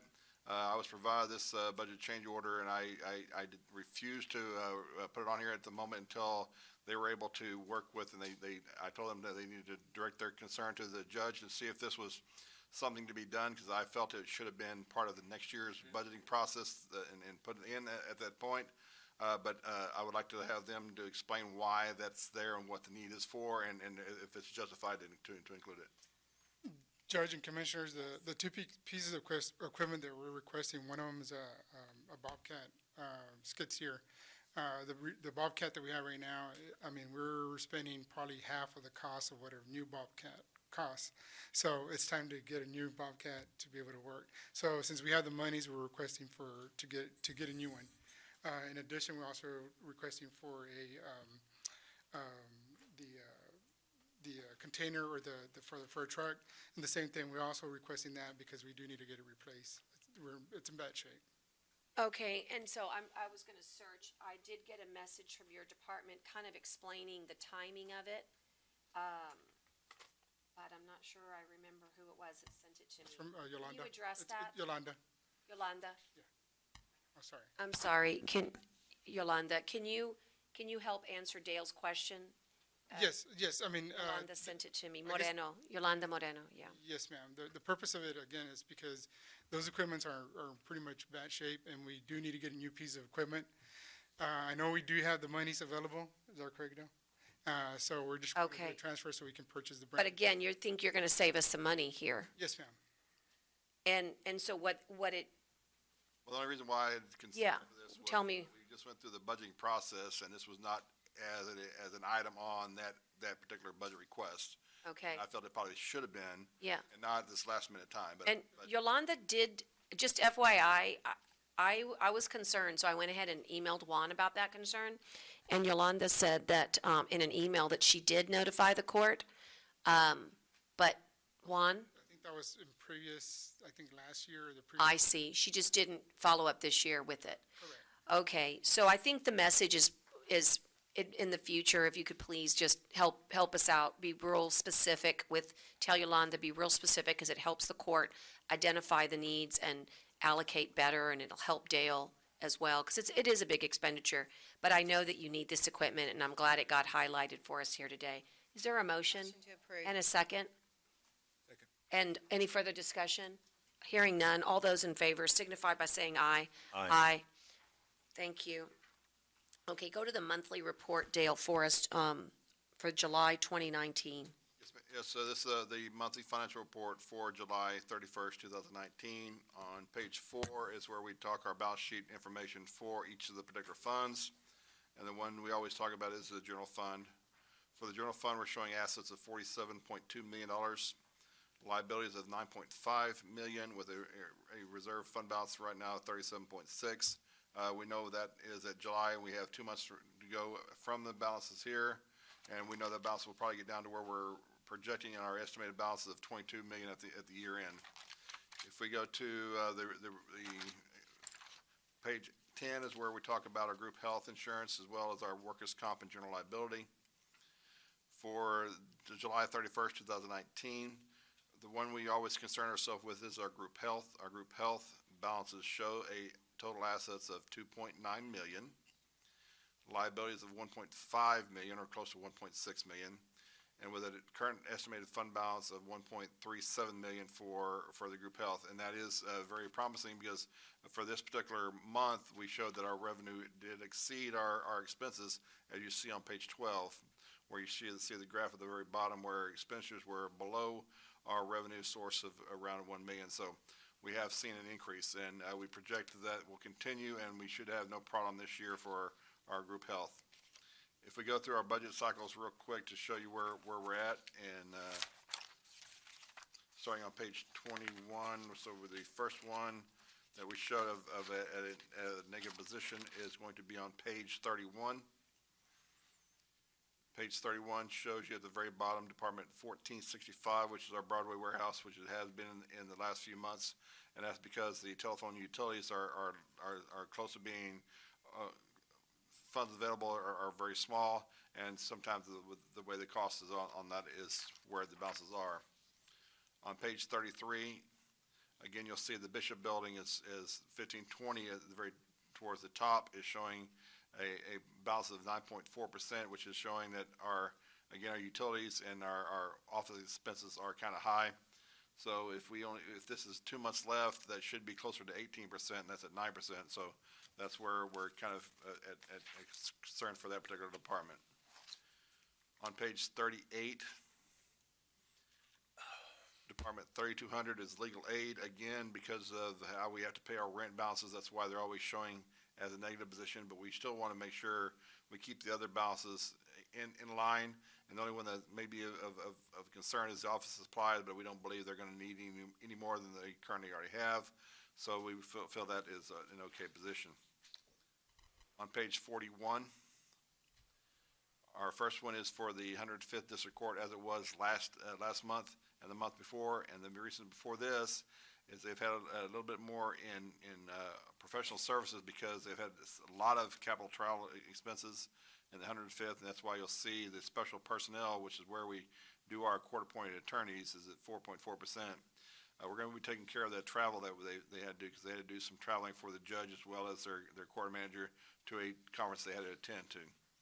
On page 42, the 117th District Court, Department 3340, is also seeing a lot of capital murder cases coming in, and they're a little bit down on their balances. As well on page 43, the 214th, again, the reason why is we've had a lot of capital trials this year, and those expenses are fairly high. Although the one that came from PECOS did pay us, correct? That is correct. They do reimburse us for those costs. That's all the balances that we show as a negative position for the general fund. Something we want to concern ourselves with is on page 75. That's where we start our balances for our capital projects, and our capital projects are those that coming from general fund as well as most of our CO balances.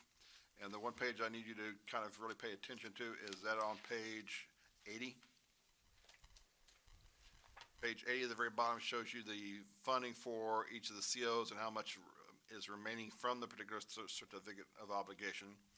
As Noe said, that the requirement is that we pay the COs within 3 years. That 3-year period is for 85% of the balances, so we've already met those requirements. However, we still have some funds in our 2004 COs, and anything in your department that starts with a 1915 is that particular 2004, and we would like to work with y'all to try to get those paid. The 2007 is going to be 1917 numbers. If you have anything in your particular area that starts with a 1917, we'd like to try to work with you to try to get those also resolved and get those finalized and paid. And we know we have some projects that might need some additional funding, so there's where we can try to resolve those and get those taken care of. On page 84, you'll see our PCAR transactions for the month of July. For the month of July, we had $248,575 worth of transactions for the month. You have a breakdown of how those particularly are done. Again, our largest ones are repair and maintenance of both equipment and building and grounds, and the rest is office supplies. Pardon me. The last one is on the very last page of the report, is on page 161. That's where the total amount of total PCAR transactions for the entire year is $3.3 million for the transaction. This shows you a breakdown based on the vendor and how we have. That is their monthly financial report for July 31st, 2019, Your Honor. And I think I've asked this before, and I think you've told me no before, but I'm going to raise it again.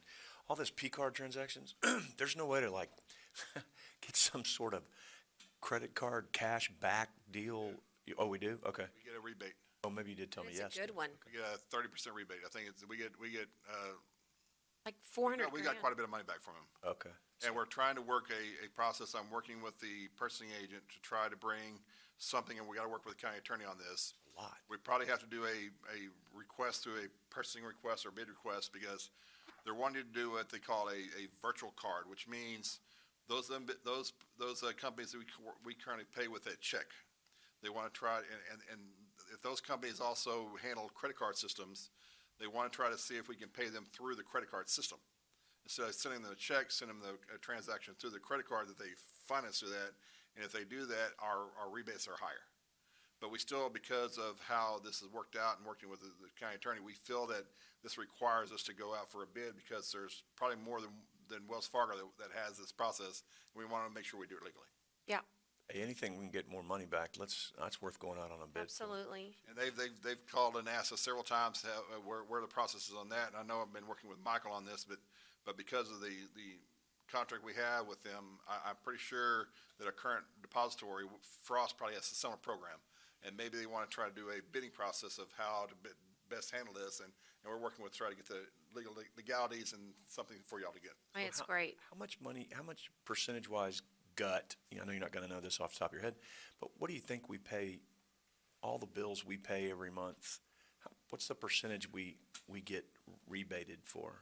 I mean, is there a way to increase it even more? Do we have to write all these manual checks, or could we put everything on a P card or a credit card or something like that to where we got rebates? Well, a lot of stuff we handle we do it through P card. A lot of them, as you saw, we went 3.1 million. But as you know, our total expenses other than payroll are about $50 million.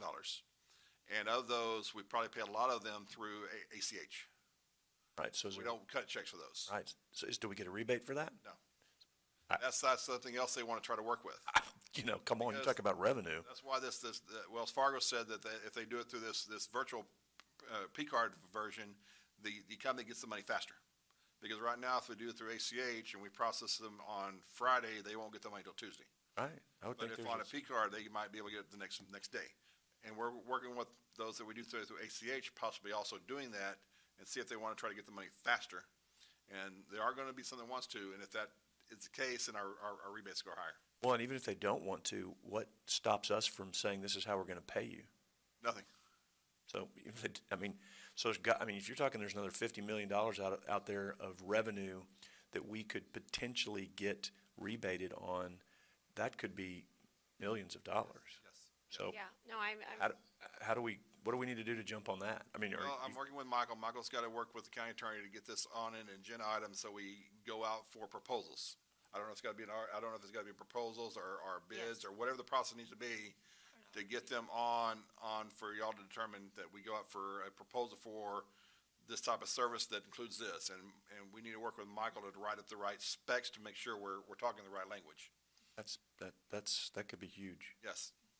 Well, that's Absolutely, and the other thing is, just a quick comment before we approve, but all the money on utilities, I'm really hoping that the capital improvement plan, we should baseline it, Dale, because the idea is if you insulate properly and you get your roof right and you get, you start taking care of some of these senior buildings, community center buildings that are in the western and southern part of our counties, maybe we'll start seeing the utilities go down.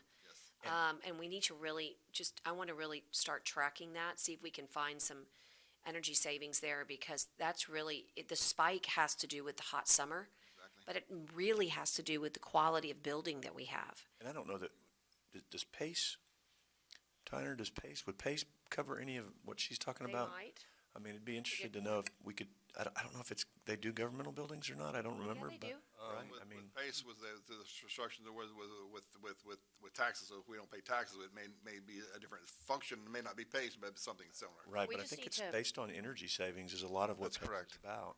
So, let's, Well, it's a huge spike, but it's, if you with the looked at our CIP come on, budget. let's at least have a discussion with PACE and see if they have a role in this bond stuff we're doing. Commissioner, just for your, We might do more. Absolutely. Fargo- There can be a PACE component in any capital project. And I'm wondering if there couldn't be a PACE component in addition to the bonds, because PACE is basically, if I remember right, a low-interest loan that carries with the building, and your payment comes from the energy savings. So you might be able to do the 40 that we're going to do, and another, I don't know, another X millions of dollars, with PACE in addition to get more of our CIP handled.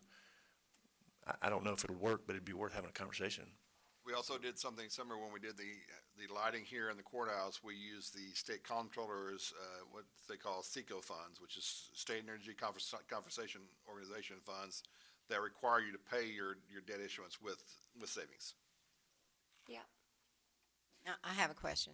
I've asked this the last two meetings, and I know you've been busy with budget, but I want to make sure everybody gets the same thing on the thing, and not picking on you, Brent, but still on Precinct 4, we don't have other services and charges, and I'm trying to figure out what mine is. Notary.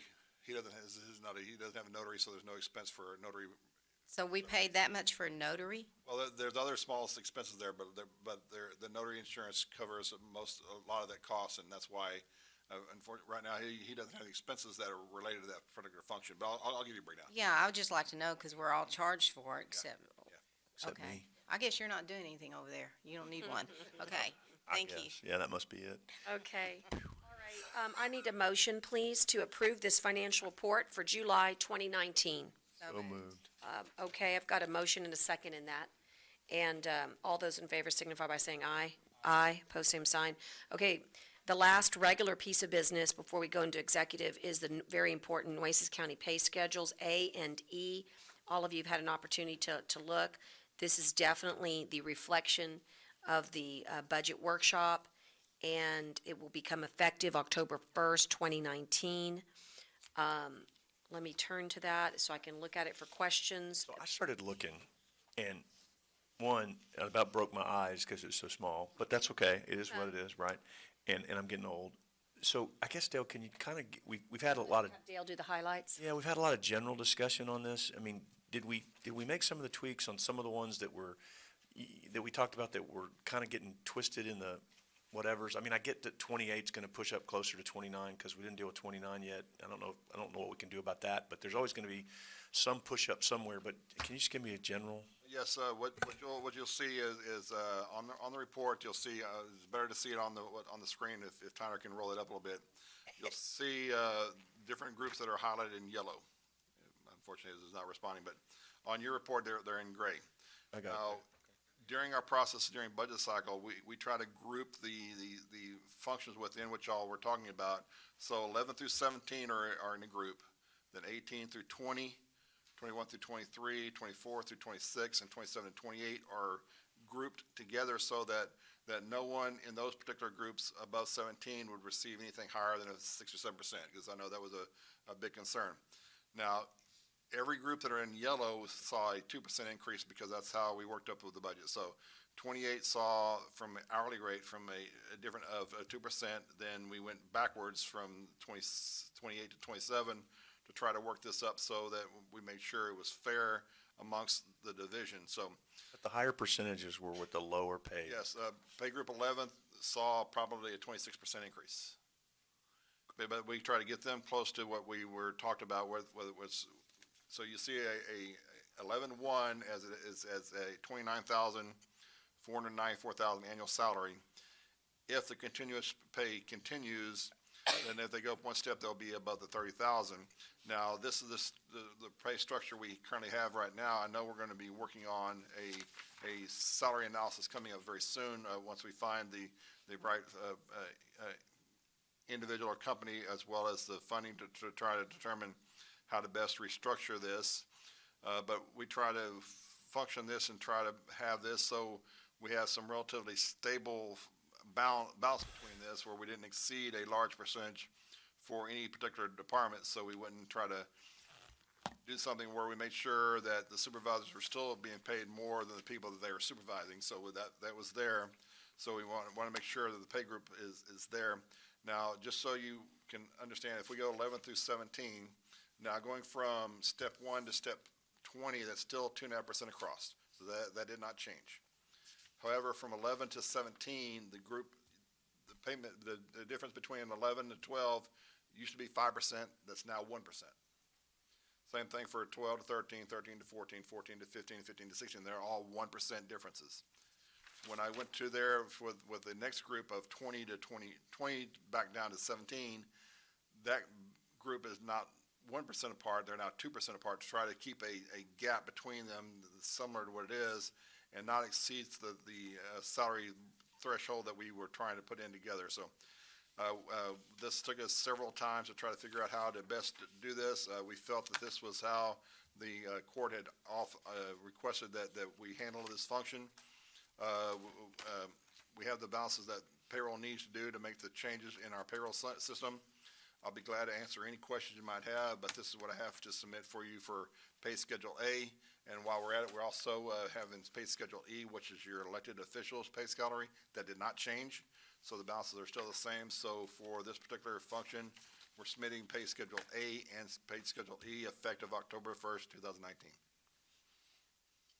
Thank you. And Dale, I mean, that's a good overall summary. What you left out is how many amazing man hours you put in this with your team. I mean, to get this right, we probably went through a dozen iterations, and you outlined it, but I'll just reiterate. The real problem, commissioners, is when you do a transition. Every time there's a transition, it gets tricky. And it's because the margins go smaller. In fact, almost by 50%. It is, again, not perfection, but it is the best, most equitable way to approach this at this time. Having said that, Dale and I will go back through it next year and, work on the process again. I mean, this was definitely, it was very difficult to try and figure out how to make the transitions work properly between 17 and 18, 21, 22, and 28 and 29. Just very, very difficult. These changes are what was discussed in the budget, and these still represent the $2 million adjustment that we had. So there are no changes above that. Right. We worked with the dollars that we all approved. The difference is that we really tried to make certain there was enough gap between a supervisor, and the person they're supervising. We also created an incentive, I think, for everybody to want to achieve the next pay status. And we certainly didn't punish. There was no punitive. If you were at that transition, you still were able to come up. But the most exciting thing is if you'll take a look at what happens when you put that plus a CPI, we're able to really meet that living wage requirement that we all wanted so much. So anyway, Dale, this was very hard. If we had had more money, we could have been more equitable, but this was the best we could do. Yes. And I think it's very solid. It's rock solid in its scheme. Are there? I'll take a motion first. Do the housekeeping, then we'll get to discussion. Is there a motion to approve this pay schedule? And a second. Okay, I'll second Commissioner Chesney. Now let's open it up for discussions and questions of Dale. Did you, on the administrative assistance, did you fix that? Because you were on a different analysis last time, and it was incorrect. It was definitely incorrect. It was, that's why I now have before I didn't have the break between these groups where when we first started talking about this, we were from pay group 17 and 21, and you got to 23, and everybody said 23, 28. So we put them there, and we kind of factored it backwards. And if I didn't break these out like I'm doing now, I would saw large increases, and we didn't want large increases. So that's why now I've got breaks between certain areas. So you'll see 20, 23, 25, and 26 and 28. There's now breaks that kind of reduces the gaps between some of them and don't give anybody a larger than 7%. For your particular instances, I believe that was, at first it was a 15%. Now I think it's closer to maybe 2 or 3%. So his increase, or the ones for your assistants, will be around $1,000. Making sure, because that was a huge. Yes. Why do we have an 80 pay grade? We had to, now this. That one. Why we haven't paid, that's a good question. When our good friends, the IRS, came in here and did our audit for us, they said that we had to have those that required if we already had someone working at the staff, we could not bring in someone on a contract basis. So what does that mean? For us, we have to bring in a medical examiner to help for us. We cannot pay them in a W-9 or 1099. We're required to have them as a temporary employee. However, we need to try to meet the requirements for that, so we had to have an hourly rate high enough to be able to match that, so that's why unfortunately we had to go that high. Wow. Now, trust me, I would love to be paid that. Yeah, me and you both. The only reason why we had to go that high, because we had have to have an hourly rate that high for a medical examiner on part-time, Okay. or temporary, so, sorry. Not like anybody's gonna get it, I was just curious.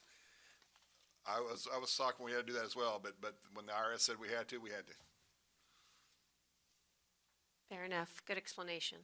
Okay. Any further questions? If not, I'll call the question. All those in favor signify by saying aye. Aye. Aye. Post same sign. Okay. And I got to turn back to my book for the magic words. We are done with the regular agenda.